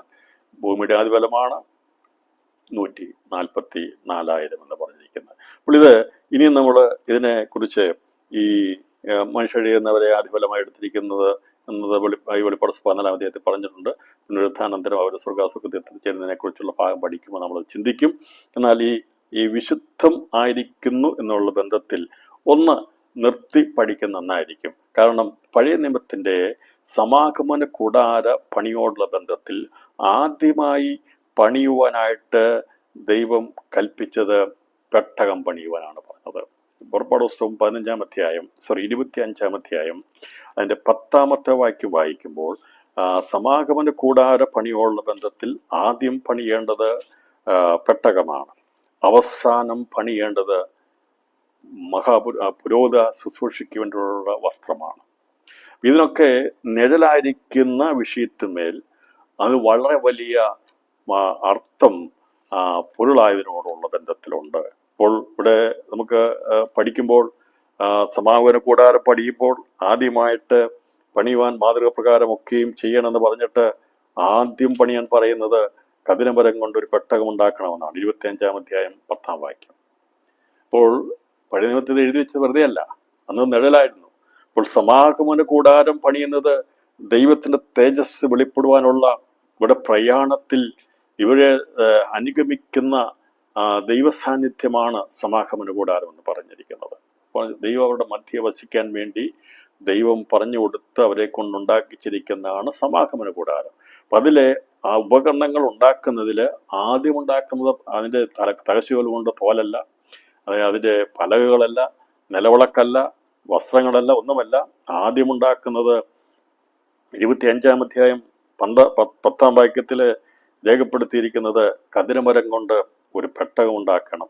അതിന് 2.5 മുഴം നീളവും 1.5 മുഴം വീതിയും 1.5 മുഴം ഉയരവും വേണം. അപ്പോൾ പെട്ടകം ആണ് ആദ്യം ഉണ്ടാക്കേണ്ടത്. ഞാനിതിനെ സ്വർഗീയ യരിശയമാകുന്ന എന്നേക്കുമുള്ള നഗരത്തോടുള്ള ബന്ധത്തിൽ പൊരുളായിട്ട് നമ്മൾ ചിന്തിക്കാൻ പോവുകയാണ്. അപ്പോൾ ഈ പറഞ്ഞ കാര്യങ്ങൾ ഇത് പഴയ നിയമത്തിൽ നിഴലായി നിൽക്കുമ്പോൾ പുതിയ നിയമത്തിലേക്ക് വരുമ്പോൾ ജീവനുള്ള കല്ലായിരിക്കുന്ന ക്രിസ്തു മൂലക്കല്ലായി തീർന്നു. അവനാണ് പെട്ടകം, അവനാണ് നിയമപ്പെട്ടകം. അവനാണ് ആദ്യമായി സ്വർഗത്തിൽ നിന്ന് ഭൂമിയിൽ വന്ന് നമുക്ക് വേണ്ടി മരിച്ച് അടക്കപ്പെട്ട് പുനരുത്ഥാനത്തിൽ ആദ്യനായി സ്വർഗത്തിലേക്ക് എത്തിയത്. അപ്പോൾ യേശു ക്രിസ്തുവാണ് തികഞ്ഞവനായി തീർന്നതെന്ന് പറഞ്ഞാൽ പറഞ്ഞിരിക്കുന്ന ക്രിസ്തു കഷ്ടം സഹിച്ച് തികഞ്ഞവനായി ഈ എന്നേക്കും നിൽക്കുന്ന ദൈവ നഗരത്തിന്റെ, വിശുദ്ധ നഗരത്തിന്റെ, മന്ദിരത്തിന്റെ അടിസ്ഥാനക്കല്ലായി പിതാവാം ദൈവം വസിക്കുന്ന ഭവനത്തിന്റെ അതായി അത് പണിയപ്പെട്ടത് യേശു ക്രിസ്തുവാണ്. അപ്പോൾ അതുകൊണ്ടാണ് പെട്ടകം, കതിരമരം കൊണ്ടുള്ള പെട്ടകം ഉണ്ടാക്കുവാൻ മോശയോട് കൽപ്പിച്ചത്. ഇത് ഇവിടെ പണിയുമ്പോൾ ഇത് കാണിക്കുന്നത് നിത്യതയിൽ കാണപ്പെടേണ്ട എന്നേക്കും നിൽക്കുന്ന പുതിയ യശയുള്ള ബന്ധത്തിൽ അതിലുണ്ടാകേണ്ട വിശുദ്ധ മന്ദിരവും അതിൻ്റെ നഗരഗോപുരങ്ങളോടുള്ള ബന്ധത്തിൽ ഉള്ള കാഴ്ചപ്പാടോട് കൂടിയാണ് ഇത് ഉണ്ടാക്കിയിരിക്കുന്നത്. അപ്പോൾ ഇതിൻ്റെ പ്രാരംഭത്തിൽ പണിതത്, അത് പണിയാൻ പറഞ്ഞത് കതിരമരമാണ്. അപ്പോൾ യേശു ക്രിസ്തുവാണ് ലോകത്തിൽ വന്ന് ഒന്നാമത്തെ കല്ലായി തീർന്നത്. അവൻ പണിയപ്പെട്ടു, അവൻ ലോകത്തിൽ വന്ന് നമുക്ക് തന്ന്, അവൻ സൃഷ്ടിയല്ല സൃഷ്ടിതാവാണ്. എന്നാൽ നാം അവനെ പോലെ ആയിത്തീരേണ്ടതിന് അവൻ ലോകത്തിൽ വന്ന് ആ ഗോതമ്പ് മണി നിലത്ത് വന്ന് വീണ് ചത്തതുകൊണ്ട് അവനിൽ അനേക ഗോതമ്പ് മണികൾ ഉണ്ടാകുവാൻ തീർന്നു. അപ്പോൾ ക്രിസ്തുവിലാണ് പിതാവാം ദൈവം ഇത് പണിതുയർത്തിയിരിക്കുന്നത്. അതുകൊണ്ടാണ് കതിര മരം കൊണ്ടൊരു പെട്ടകം ഉണ്ടാക്കണം എന്ന് ഞാൻ പറഞ്ഞതിൻ്റെ അർത്ഥം പെട്ടകമാണ് ആദ്യം പണിയപ്പെടുന്നത്. അങ്ങനെയാണല്ലോ. അപ്പോൾ ഈ വലിയ നഗരമായിരിക്കുന്ന സ്വർഗീയശേമിന്റെ അടിസ്ഥാന കല്ല് ക്രിസ്തുവാണ്. അതാണ് ആദ്യമായി പണിയപ്പെട്ടത്. അതുകൊണ്ടാണ് പെട്ടകം ആദ്യം പണിയാൻ പറഞ്ഞിരിക്കുന്നത്. അവസാനമായി പണിയുവാൻ പറഞ്ഞിരിക്കുന്നത് അത് 39-ാമത്തെ അധ്യായത്തിലേക്ക് വരുമ്പോൾ കാണാൻ സാധിക്കുന്നത്, ഈ പണി തീരുന്നതിന് മുമ്പായി പണിത് തീർക്കുന്നത് പുരോഹിതന്മാരുള്ള ബന്ധത്തിലുള്ള വിശുദ്ധ വസ്ത്രമാണ്. അതിൻ്റെ 39-ാം അധ്യായം 32-ാമത്തെ വാക്യം ഇങ്ങനെ: സമാഗമന കൂടാരമെന്ന തിരുനിവാസത്തിന്റെ പണിയൊക്കെ തീർന്നു. യഹോവ മോശയോട് കൽപ്പിച്ചതുപോലെ ഇതൊക്കെയും ഇസ്രായേൽ മക്കൾ ചെയ്തു. അങ്ങനെ തന്നെ അവർ ചെയ്തു. അപ്പോൾ യഹോവയുടെ ഈ സമാഗമന കൂടാരത്തിന്റെ പണി ആരംഭിക്കുന്നത് പെട്ടകത്തിലാണ്. അത് അവസാനിക്കുന്നത് എന്തിലാണെന്നുള്ളത് നമ്മൾ അതിൻ്റെ 27 മുതലുള്ള വാക്യങ്ങൾ വായിക്കുമ്പോൾ, എന്തിനാണ് ഞാനിത് ഇന്ന് എടുക്കുന്നതെന്ന് ചോദിച്ചാൽ, ക്രിസ്തുയേശുവിന്റെ പുനരുത്ഥാനത്തോടു കൂടി എന്നേക്കുമുള്ള നിത്യ യെരൂശലേമിന്റെ പണി ദൈവം സ്വർഗത്തിൽ ആരംഭിക്കുമ്പോൾ അതിൻ്റെ അവസാന ഭാഗമായി തീരേണ്ടവർ ആരാകുന്നു എന്ന് സമാഗമന കൂടാരം പണിതപ്പോൾ തന്നെ അതിൽ മറഞ്ഞിരുന്നു. അതിൻ്റെ പൊരുളായിട്ടുള്ള കാര്യങ്ങളാണ് നിവൃത്തീകരിക്കപ്പെടുന്നതെന്ന് മനസ്സിലാക്കാൻ വേണ്ടിയാണ് ഈ ഭാഗം മനസ്സിലാക്കുന്നത്. ഇപ്പോൾ ഇവിടെ അവസാനമായി പണിയുന്നത് എന്താണ് പണിയാൻ പറഞ്ഞിരിക്കുന്നത്? അവിടെ പറഞ്ഞിരിക്കുന്നതിൻ്റെ 39-27 വാക്യം, അഹരോനും പുത്രന്മാർക്കും പഞ്ഞുനൂൽ കൊണ്ട് നെയ്ത്ത് പണിയായ അങ്കിയും പഞ്ഞുനൂൽ കൊണ്ട് മുടിയും പഞ്ഞുനൂൽ കൊണ്ട് അലങ്കാരമുള്ള തലപ്പാവും പിരിച്ച പഞ്ഞുനൂൽ കൊണ്ടുള്ള കാൽച്ചട്ടയും പിരിച്ച പഞ്ഞുനൂൽ, നീലനൂൽ, ധൂപണനൂൽ, ചുവപ്പുനൂൽ എന്നിവ കൊണ്ട് ചിത്ര തയ്യൽ പണിയായി നടുക്കെട്ടും യഹോവ മോശയോട് കൽപ്പിച്ചതുപോലെ തന്നെ അവൻ ഉണ്ടാക്കി. അവർ തങ്കം കൊണ്ട് വിശുദ്ധ മുടി നെറ്റിപ്പുണ്ട്. അതിൽ യഹോവയ്ക്ക് വിശുദ്ധമെന്ന മുദ്രക്കൊത്തുള്ള ഒരെഴുത്ത് കൊത്തി. കാര്യം മനസ്സിലായോ? ആർക്കെങ്കിലും ഇത് പിടികിട്ടിയോ? അപ്പോൾ യഹോവയ്ക്ക് വിശുദ്ധമെന്ന് ഇസ്രായേലിന്റെ 144,000 ആദ്യഫലത്തെക്കുറിച്ച് പറയുമ്പോൾ അവസാനമായി ഈ സ്വർഗീയ തേജസ് പ്രാപിക്കുന്നുള്ള ബന്ധത്തിൽ ഈ ഭൂമിയിൽ നിന്ന് ദൈവം എടുക്കുന്നതിൽ ഈ 144,000 ഉൾപ്പെടുന്നു. അതുകൊണ്ട് പറയുന്നത് യഹോവയ്ക്ക് വിശുദ്ധം. അവരുടെ നെറ്റിപ്പട്ടം ഉണ്ടാക്കി, അവസാനമായി ഉണ്ടാക്കിയ നെറ്റിപ്പട്ടമാണ്. അപ്പോൾ പെട്ടകത്തിൽ തുടങ്ങി വിശുദ്ധമെന്ന യഹോവയ്ക്ക് വിശുദ്ധമെന്ന നെറ്റിപ്പട്ടം യഹോവയ്ക്ക് വിശുദ്ധമെന്നുള്ള നെറ്റിപ്പട്ടം ഉണ്ടാക്കിയാണ് സമാഗമന കൂടാരത്തിലെ ഉപകരണങ്ങളൊക്കെയും പണിത് തീർത്തത്. അപ്പോൾ ഈ പറയുന്ന വചനത്തിൻ്റെ നിഴലിൽ നിന്ന് പൊരുളായിട്ടുള്ള നമ്മൾ പഠിക്കുമ്പോൾ എന്താ നമുക്ക് മനസ്സിലാക്കാൻ സാധിക്കുന്നത്? നിശ്ചയമായിട്ട് ഇവിടെ കാണാൻ സാധിക്കുന്നത് യഹോവയ്ക്ക് വിശുദ്ധമെന്ന് ഭൂമിയുടെ ആദ്യഫലം എന്ന് പറയുന്ന 144,000 അവരുടെ നെറ്റിമേൽ ഒരു നെറ്റിപ്പട്ടം കിട്ടുന്ന പുരോഗത ശുശ്രൂഷകളുടെ ബന്ധത്തിൽ അവർക്ക് പ്രത്യേകമായിട്ടുള്ള നെറ്റിപ്പട്ടമുണ്ട്. അതിൽ എഴുതിയിരിക്കുന്നത് യഹോവയ്ക്ക് വിശുദ്ധമെന്ന. ഈ ഒന്നാമത്തെ പുനരുത്ഥാനത്തിൽ പങ്കുള്ളവരെ കുറിച്ച് രേഖപ്പെടുത്തി അവരുടെ പൗരോഹിത്യം അവർക്ക് പുരോഗതി ശുശ്രൂഷ കൊടുക്കുന്നത്. അപ്പോൾ പിതാവാം ദൈവത്തിൻ്റെ പുത്രനായിരിക്കുന്ന ക്രിസ്തുവാണ് ഒന്നാം അടിസ്ഥാനക്കല്ലായി തീർന്ന്, ജീവനുള്ള കല്ലായി തീർന്നിരിക്കുന്നത്. അവനോട് ചേരുന്നവരാണ് പെട്ടകത്തിലുള്ളവര്. ഒരിക്കലും നമ്മളെ ദൈവം അവസാനത്തെ പണിക്കാരായിട്ടല്ല കണ്ടിരിക്കുന്നത്. അപ്പോൾ അതുകൊണ്ട് അവരെ നീ കണ്ടിരിക്കുന്ന മാതൃക പ്രകാരം അതിനെ പണിയണം. നിനക്ക് എങ്ങനെയെങ്കിലും പണിയാൻ പറ്റത്തില്ല. ആദ്യം പണിയേണ്ടത് ആദ്യം പണിയണം, അവസാനം പണിയേണ്ടത് അവസാനം പണിയണം. ഇത് ഏറ്റവും സിമ്പിളായിട്ടുള്ള കാര്യമാണ്. ഒരു നെറ്റിപ്പട്ടം ഉണ്ടാക്കി യഹോവയ്ക്ക് വിശുദ്ധമെന്ന് എഴുതുക എന്നുള്ളത് വളരെ സിമ്പിളായ കാര്യമാണ്. പക്ഷേ അതല്ല ആദ്യം പണിയേണ്ടത്. എന്നാൽ എളുപ്പമുള്ളത് ആദ്യം ചെയ്തേക്കാന്ന് പറയാൻ പാടില്ല. എങ്ങനെയാണോ കണ്ടത് അതുപോലെ തന്നെ പണിയണം. അപ്പോൾ അവസാനമായി ഉണ്ടാക്കിയ ഉപകരണം എന്തെന്ന് ചോദിക്കുമ്പോൾ നെറ്റിപ്പട്ടമാണ്. അതെന്തിനാ കാണിച്ചിരിക്കുന്നത്?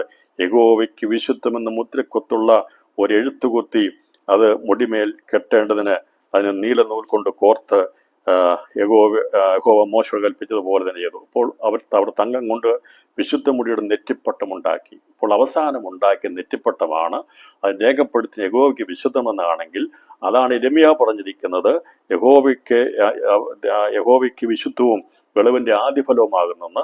അവർ 144,000 പേരാകുന്നെന്ന്. അപ്പോൾ ഈ സ്വർഗീയ യെരൂശലേമിനോട് ചേരുന്ന സ്വർഗീയ തേജസ് പ്രാപിക്കുന്നതിനുള്ള ബന്ധത്തിൽ നാം ചിന്തിക്കുമ്പോൾ യേശുക്രിസ്തുവാകുന്ന സ്വർഗാസ്വർഗത്തിന്റെ സൂര്യ തേജസ്സിനേക്കാൾ വെല്ലുന്ന ആയിരക്കണക്കിന് സൂര്യനേക്കാൾ പ്രകാശമുള്ള സർവത്തിൻ്റെ ഉടമസ്ഥനായിരിക്കുന്ന സർവത്തെയും സൃഷ്ടിതാവായിരിക്കുന്ന യേശുവാണ് അതിൻ്റെ പെട്ടകമായി പണിയപ്പെട്ടത്. അവനാണ് ഈ വിശുദ്ധ നഗരത്തിൻ്റെ അടിസ്ഥാനമായിരിക്കും. അവനാണ് എല്ലാമായിരിക്കുന്നത്. അവനോട് ചേരുന്നവർ അതിനുള്ള ബന്ധത്തിൽ ഉണ്ടായിരിക്കും. എന്നാൽ അവസാനമായി ചേരേണ്ടത് ഇസ്രായേലിനോടുള്ള ബന്ധത്തിലുള്ള ആദ്യഫലമായിരിക്കുന്ന യഹോവയ്ക്ക് വിശുദ്ധമെന്ന് പറയുന്ന പുരോഹിതന്മാരുള്ള ബന്ധത്തിലുള്ളവരാണ്. അവരെയാണ് 144,000 ഈ ഒന്നാമത്തെ പുനരുത്ഥാനത്തിൽ ദൈവത്തിന് വിശുദ്ധന്മാരായ സ്വമേധ ദാനമായിട്ട് എടുത്തിരിക്കുന്നത്. ഇത്രയും മനസ്സിലായപ്പോൾ സമാപന കൂടാരം പണിതതിൻ്റെ നിഴലും പൊരുളായിരിക്കുന്ന പുതിയ യെരൂശലേമിലെ കാര്യങ്ങളെക്കുറിച്ച് മനസ്സിലായല്ലോ. പെട്ടകം ആദ്യം പണിയണം, അവസാനമായി പണിയേണ്ടത് നെറ്റിപ്പട്ടമാണ്. ആരുടെ മേൽ കെട്ടേണ്ടതാണ്? അത് പുരോഹിതന്മാർ. അഹരോന്യ കുടുംബത്തെക്കുറിച്ച് നോക്കുമ്പോൾ, ലേവ്യ കുടുംബത്തെക്കുറിച്ച് നോക്കുമ്പോൾ അതിൻ്റെ അകത്ത് 3 കാര്യങ്ങളുണ്ട്. ഒന്ന്, അഹരോന്യ കുടുംബത്തിന് വേണ്ടിയാണ് ഉള്ളതാണ് പുരോഹിത ശുശ്രൂഷകൾ. മഹാപുരോഹിതനും പുരോഹിത ശുശ്രൂഷയും അഹരോന്യ കുടുംബത്തിലുള്ളതാണ്. ലേവ്യ ഗോത്രത്തോടുള്ള ബന്ധത്തിലാണ് അവരുടെ ശുശ്രൂഷയുള്ള ബന്ധത്തിൽ നിൽക്കുന്നത്. അപ്പോൾ ഇവിടെ ഈ പറഞ്ഞ അഹരോന്യ പൗരോഹിത്യത്തോടുള്ള ബന്ധത്തിലുള്ള ആ പൗരോഹിത്യ ശുശ്രൂഷയുടെ ബന്ധത്തിൽ ദൈവം അവരെ എടുക്കുമ്പോൾ ഇസ്രായേലിൽ നിന്നുള്ള സകല ഗോത്രങ്ങളിൽ നിന്നുള്ളവരെ യഹോവയ്ക്ക് വിശുദ്ധമായിട്ട് 12,000 വെച്ച് അവരെ അവിടെ എടുത്ത് അവരാണ് സ്വർഗീയ യെരൂശലേം എന്ന ആ പണിയുടെ അവസാനമായിട്ടുള്ളത്. അവരെ അന്ന് നെറ്റിപ്പട്ടമാ കിട്ടിയെങ്കിൽ വിശുദ്ധ നഗരമായിരിക്കുന്ന പുതിയ യെരൂശലേമിന്റെ നെറ്റിപ്പട്ടമാകുന്ന അഥവാ ഗോപുരങ്ങളോട് ബന്ധത്തിലാണ് അവരെ കാണിക്കുന്നത്. അപ്പോൾ എന്താണ് നാം മനസ്സിലാക്കുന്നത്? ഇന്ന് രാത്രിയിൽ ചിന്തിക്കുമ്പോൾ, ഈ വെളിപ്പാട് പുസ്തകം പഠിക്കുമ്പോൾ, പഴയ നിയമത്തിൽ മർമ്മമായി സമാഗമന കൂടാരത്തിന്റെ പണി അത് ആരംഭിക്കുവാൻ ആദ്യം പറഞ്ഞത് അത് നിയമപ്പെട്ടകത്തിലാ തുടങ്ങിയെങ്കിൽ അത് അവസാനിക്കുന്നത് നെറ്റിപ്പട്ടത്തിലാണെങ്കിൽ, ഇന്ന് രാത്രിയിൽ ദൈവജനമേ ശ്രദ്ധിച്ചു നോക്കിയാൽ, ഉയരത്തിലേക്ക് നോക്കിയാൽ സ്വർഗാസ്വർഗത്തിൽ ഒരു പണി നടക്കുന്നുണ്ട്. ഒന്നാമത്തെ അടിസ്ഥാന കല്ലായിരിക്കുന്ന ക്രിസ്തുവിനോട് കൂടെ ചേർത്ത് പണിയാനുള്ള കല്ലുകൾ ചേർന്ന് കഴിയുമ്പോൾ മന്ദിരത്തിന്റെ പണി പൂർത്തീകരിക്കപ്പെടും.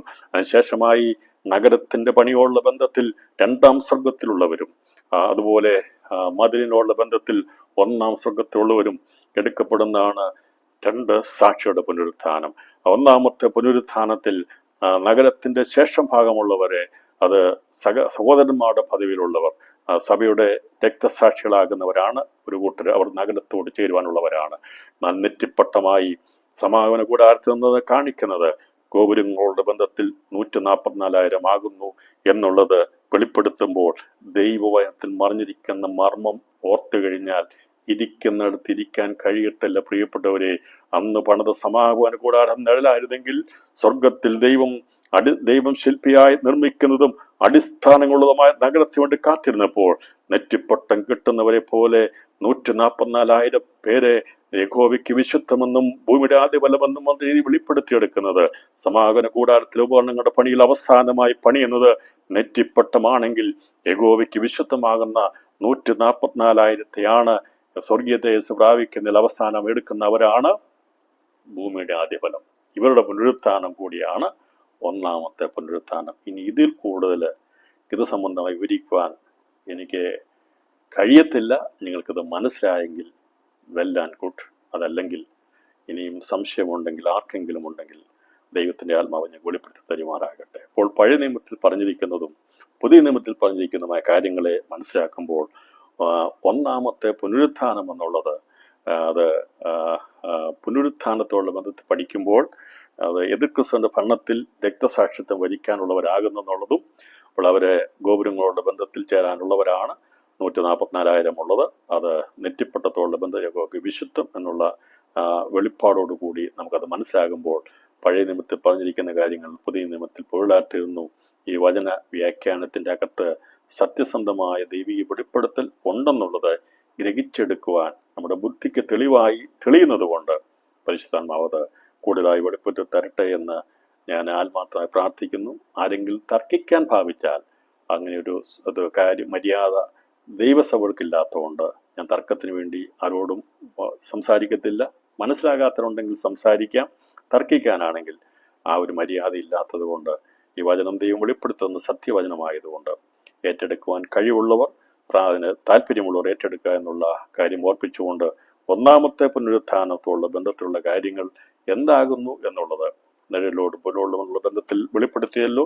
തുടർന്ന് അത് നിവൃത്തീകരിക്കപ്പെടുന്നതിനുള്ള ഭാഗങ്ങൾ കൂടി വായിച്ച് ചിന്തിച്ച് നമുക്ക് മുമ്പോട്ട് പോകാം. അത് 20-ാം അധ്യായം 4-5 വാക്യങ്ങൾ പറഞ്ഞിരിക്കുന്നത് യേശുവിൻ്റെ സാക്ഷ്യവും ദൈവനിമിത്തവും തലചേദിക്കപ്പെട്ടവരും മൃഗത്തെയോ അതിൻ്റെ പ്രതിമയെയോ നമസ്കരിക്കാതിരുന്നവരും നെറ്റിയിലും കൈമയിലും അതിൻ്റെ മുദ്ര കൈക്കൊള്ളാതിനായവരുടെ ആത്മാക്കളെയും ഞാൻ കണ്ടു. അവർ ജീവിച്ചു 1000 ആണ്ട് ക്രിസ്തുവിനോട് കൂടെ വാണു. മരിച്ചതിന് ശേഷമുള്ളവർ 1000 ആണ്ട് കഴിയുവോളം ജീവിച്ചില്ല. ഇത് 1ാമത്തെ പുനരുത്ഥാനം. 1ാമത്തെ പുനരുത്ഥാനത്തിൽ പങ്കുള്ളവൻ വിശുദ്ധനും നീതിമാനുമാകുന്നതൊക്കെ അവിടെ പറഞ്ഞ് അവരാരാകുന്നു എന്നുള്ളതിനെ കുറിച്ചുള്ള കാഴ്ചപ്പാട് അവിടെ കൊടുത്തിട്ടുണ്ട്. അപ്പോൾ ആ ഒരു വിഷയം മനസ്സിലാകുമ്പോൾ ക്രിസ്തുവിനോടുകൂടി എന്നേക്കും അവർ വാഴുമെന്നും അവര് 1000 ആണ്ട് വാഴ്ചയുള്ള ബന്ധത്തിൽ അവിടെ പറഞ്ഞിരിക്കുന്നുണ്ട്. അതിനുള്ള ബന്ധത്തിൽ നമ്മളവിടെ ചിന്തിക്കുന്നതായിരിക്കും. അപ്പോൾ ഈ പറഞ്ഞിരിക്കുന്ന പുനരുത്ഥാനം 1ാമത്തെ പുനരുത്ഥാനമാകുന്നു. 1ാമത്തെ പുനരുത്ഥാനത്തിൽ പങ്കുള്ളവർ വിശുദ്ധന്മാരും ഭാഗ്യവാന്മാരുമാകുന്നു. അവര് പുരോഹിത ശുശ്രൂഷ ചെയ്യാനുള്ളവരാണെന്നും നാം മനസ്സിലാക്കി. അപ്പോൾ അവരെ എവിടെയാണ് തുടങ്ങുന്നത്? എന്നുള്ളത് നാം കണ്ടു. വെളിപ്പാട് ദിവസം 6-ാം അധ്യായം 9 മുതൽ 11 വരെയുള്ള വാക്യങ്ങളാണ് രക്തസാക്ഷികളുടെ ആത്മാക്കളെ കാണുന്നത്.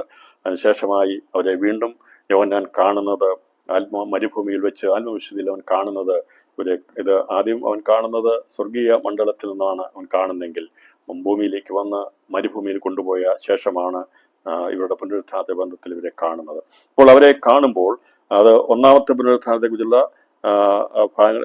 അത് പ്രധാനമായിട്ടുള്ള ഈ പുനരുത്ഥാനങ്ങളുടെ ബന്ധത്തിൽ നമ്മൾ ചിന്തിച്ചു. എന്നാൽ ഈ ഒന്നാമത്തെ പുനരുത്ഥാനത്തെക്കുറിച്ച് മർമ്മമായി രേഖപ്പെടുത്തിയിരിക്കുന്ന ചില ഭാഗങ്ങൾ വെളിപ്പാട് നമ്മുടെ പഴയ നിയമത്തിലുണ്ട്. അതിൻ്റെ പൊരുളും നിഴലും എന്താണെന്നുള്ളത് ഞാനത് മുമ്പ് വെളിപ്പെടുത്തിയല്ലോ, സമാഗമ കൂടാരത്തിൽ വെളിപ്പെടുത്തിയല്ലോ. അപ്പോൾ അവസാനമായി നെറ്റിപ്പട്ടമായി പണിത് എടുക്കേണ്ട ഇവരെ വിശുദ്ധമാണെന്നും അവർ വിശുദ്ധ വസ്ത്രാലങ്കാരമുള്ളവരായിരിക്കുന്നു എന്നൊക്കെ പറഞ്ഞപ്പം മഹാപുരോഹിതന്മാരുടെ പുരോഹിത സൃഷ്ടികളുടെ വിശുദ്ധ വസ്ത്രം ഉണ്ടാക്കുന്നതിനെ കുറിച്ചാണ് പറയുക. വിശുദ്ധ വസ്ത്രം ഉണ്ടാക്കണം എന്നൊക്കെ പറഞ്ഞിരിക്കുന്നത്. അതേക്കുറിച്ച് ഡീറ്റെയിൽ ആയിട്ട് സ്റ്റഡിയിലേക്ക് പോകുന്നില്ല, അത് ആവശ്യമുള്ള വായിച്ചാൽ മതി. അപ്പോൾ വിശുദ്ധ വസ്ത്രത്തെക്കുറിച്ച് പറഞ്ഞിട്ടുണ്ട്. ഇതേക്കുറിച്ച് 110-ാം സങ്കീർത്തനം 3-ാം വാക്യത്തിൽ പറഞ്ഞു. 110-ാം സങ്കീർത്തനം വളരെ മർമ്മപ്രധാനമായ സങ്കീർത്തനമാണ്. വെളിപ്പാട് വസ്ത്ര പഠനത്തിന്റെ താക്കോൽ വാക്യമായി ലഭിച്ചിരിക്കുന്നത് വെളിപ്പാട് വസ്ത്ര അതിന്റെ ഒന്നാമത്തെ വാക്യമാണ്. ഞാൻ നിന്റെ ശത്രുക്കളെ നിന്റെ പാതകൂടമാക്കുള്ളൂ, നിന്റെ പാദം നീ എൻ്റെ വലത്തുഭാഗത്തിരിക്കുന്ന വചനമാണ്. 110-ാം സങ്കീർത്തനത്തിൽ പറഞ്ഞിരിക്കുന്നത് അത് കർത്താവിന്റെ മധ്യാകാശ പ്രത്യക്ഷത്തെക്കുറിച്ച് പറഞ്ഞിട്ടുണ്ട്. യേശു കർത്താവിന്റെ ഒന്നാമത്തെ വരനെ കുറിച്ച് പറഞ്ഞിട്ടുണ്ട്. കർത്താവിന്റെ മഹത്വ പ്രതിഷ്ഠയുള്ള ബന്ധത്തിൽ അതേക്കുറിച്ച് പറഞ്ഞിട്ടുണ്ട്. സേനാ ദിവസമാകുന്ന ത്തെക്കുറിച്ച് പറഞ്ഞിട്ടുണ്ട്. ഹർമോദ യുദ്ധത്തെക്കുറിച്ച്. അങ്ങനെ 110-ാം സങ്കീർത്തനം എടുത്ത് പഠിപ്പിച്ചാൽ അതിൽ നിരവധി മർമ്മങ്ങൾ ദിവസങ്ങളോട് ബന്ധത്തിലുണ്ട്. കർത്താവ് പ്രത്യക്ഷപ്പെടുന്നവരുടെ ബന്ധത്തിൽ, കർത്താവിന്റെ മഹത്വ പ്രതിഷ്ഠ, കർത്താവ് രണ്ടാമത്തെ വരെയുള്ള ബന്ധത്തിൽ, ഒന്നാമത്തെ വരെയുള്ള ബന്ധത്തിൽ, മധ്യാകാശ പ്രതിഷ്ഠയുടെ ബന്ധത്തിൽ, സേനാ ദിവസമുള്ള ബന്ധത്തിൽ, ഹർമോദ യുദ്ധം നടക്കുന്ന ക്രോധോത്സവമുള്ള ബന്ധത്തിലൊക്കെ പറഞ്ഞിരിക്കുന്ന ഒരു സങ്കീർത്തനമാണ് 110-ാം സങ്കീർത്തനം. 110-ാം സങ്കീർത്തനത്തിന്റെ 3-ാം വാക്യപ്രകാരം രേഖപ്പെടും. നിന്റെ സേനാ ദിവസത്തിൽ നിന്റെ ജനം നിനക്ക് സ്വമേധ ദാനമായിരിക്കുന്നു. നീ വിശുദ്ധ വസ്ത്രാലങ്കാരത്തോടെ ഉഷസ്സിന്റെ ഉദരത്തിൽ നിന്ന് യുവാക്കളായ മഞ്ഞ് നിനക്ക് വരുന്നു. ഇത് ഒരു കാവ്യാത്മക രീതിയിൽ രേഖപ്പെടുത്തിയിരിക്കുമ്പോൾ വെറുതെ കുറെ വാക്കുകൾ കൊണ്ട് എന്തെങ്കിലും കാര്യങ്ങൾ പറയുകയല്ല ചെയ്യുന്നത്. ഇത് എഴുതിയ ദാവീദിന് ഇത് പ്രവചനാത്മാവിൽ രേഖപ്പെടുത്തുമ്പോൾ അവൻ കണ്ടത് ദൈവത്തിന്റെ സേനാ ദിവസമാകുന്ന, അഥവാ പ്രതികാര ദിവസം കഴിഞ്ഞ് സേനാ ദിവസമാകുന്ന യേശു ക്രിസ്തു പവർ രാജ്യത്ത് ഏറ്റെടുക്കുന്ന, അവൻ അധികാരം ഏറ്റെടുക്കുന്ന ദിവസമാണ് സേനാ ദിവസം. ഇതിനാണ് ഇംഗ്ലീഷിൽ പവർ ഓഫ് ദ ഡേ എന്നൊക്കെ പറയുന്നത്. അപ്പോൾ അത് സേനാ ദിവസം അധികാരം ഏറ്റെടുക്കുന്ന, സകല ജാതികളെ ഇരുമ്പുകോൽ കൊണ്ട് മേയ്പാനുള്ള അധികാരത്തോടുകൂടി വരുവാനുള്ള അധികാരം ഏറ്റെടുക്കുന്ന ദിവസമാണ് സേനാ ദിവസം. ഇപ്പൊ കർത്താവ് ആദ്യം വന്നത് ഇടയന്റെ കോലുമായിട്ടാണ് വന്നത്, ആട്ടിടയനായിട്ടാണ് വന്നത്. അവൻ്റെ കയ്യിലിരുന്നത് വടിയും കോലുമായിരുന്നു. ആശ്വസിപ്പിക്കാൻ വേണ്ടി, ആഹാരം കൊടുക്കാൻ വേണ്ടി ഒക്കെ ഉള്ള വടിയും കോലുമായിട്ടാണ് യേശു ഒന്നാമത് വന്നത്. എന്നാൽ ഇനി കർത്താവ് രണ്ടാമത് വരുന്ന ഭൂമിയിലേക്ക് വരുന്നത് വടിയും കോലുമായിട്ടല്ല വരുന്നവൻ തകർക്കുന്നവനായിട്ടാണ് വരുന്നത്. തകർക്കുന്നവനായിട്ട് വന്ന് അവന്റെ കയ്യിലിരിക്കുന്ന ഇരുമ്പുകോൽ കൊണ്ട്, എന്ന് പറഞ്ഞാൽ ബലം കൊണ്ട് രാജാക്കന്മാരെ തകർത്ത് കളയുന്ന പവർഫുൾ ഡേ വരാൻ പോകുന്നു. അതിന് അധികാരം ഏറ്റെടുക്കുന്ന ദിവസമാണ് സേനാ ദിവസം. അന്ന് ആണ് നിനക്ക് സമയദാനമായിരുന്ന ഉഷസ്സിന്റെ. അപ്പോൾ എന്ന് പുനരുത്ഥാനം പ്രാപിക്കുന്നു എന്നത് 110-ാം സങ്കീർത്തനം 3-ാം വാക്യത്തിലാണ്. അപ്പോൾ ആ ബന്ധത്തിലാണ് രക്തസാക്ഷിത്വം പ്രാപിച്ചിരിക്കുന്ന വിശുദ്ധന്മാർ ഭൂമിക്കുള്ളിൽ നിന്ന് മഞ്ഞുപോലെ ഉഷസ്സിന്റെ ഉദരത്തിൽ നിന്ന് യുവാക്കളായ മഞ്ഞ് നിനക്ക് വരുന്നു എന്ന് പറഞ്ഞിരിക്കുന്നത്.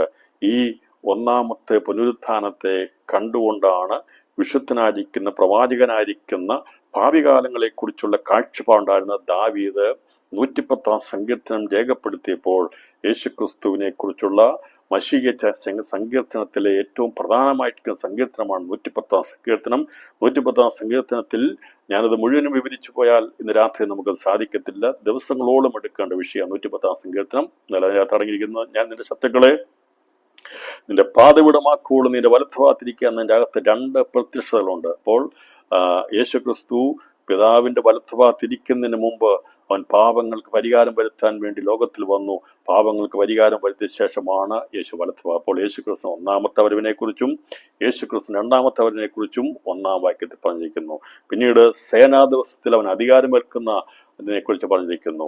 അതുപോലെ ക്രോധ ദിവസത്തിൽ അവൻ സകലജാതികളും ഉടച്ചുകളയുമെന്ന് പറഞ്ഞിരിക്കുന്നു. കർമ്മോദയത്വത്തെക്കുറിച്ച് പറഞ്ഞിരിക്കുന്നു. അപ്പോൾ ഇങ്ങനെ 110 സങ്കീർത്തനത്തിലെ ഈ ഒരു വാക്യമാണ് ഒന്നാമത്തെ പുനരുത്ഥാനം നടക്കുന്നത്.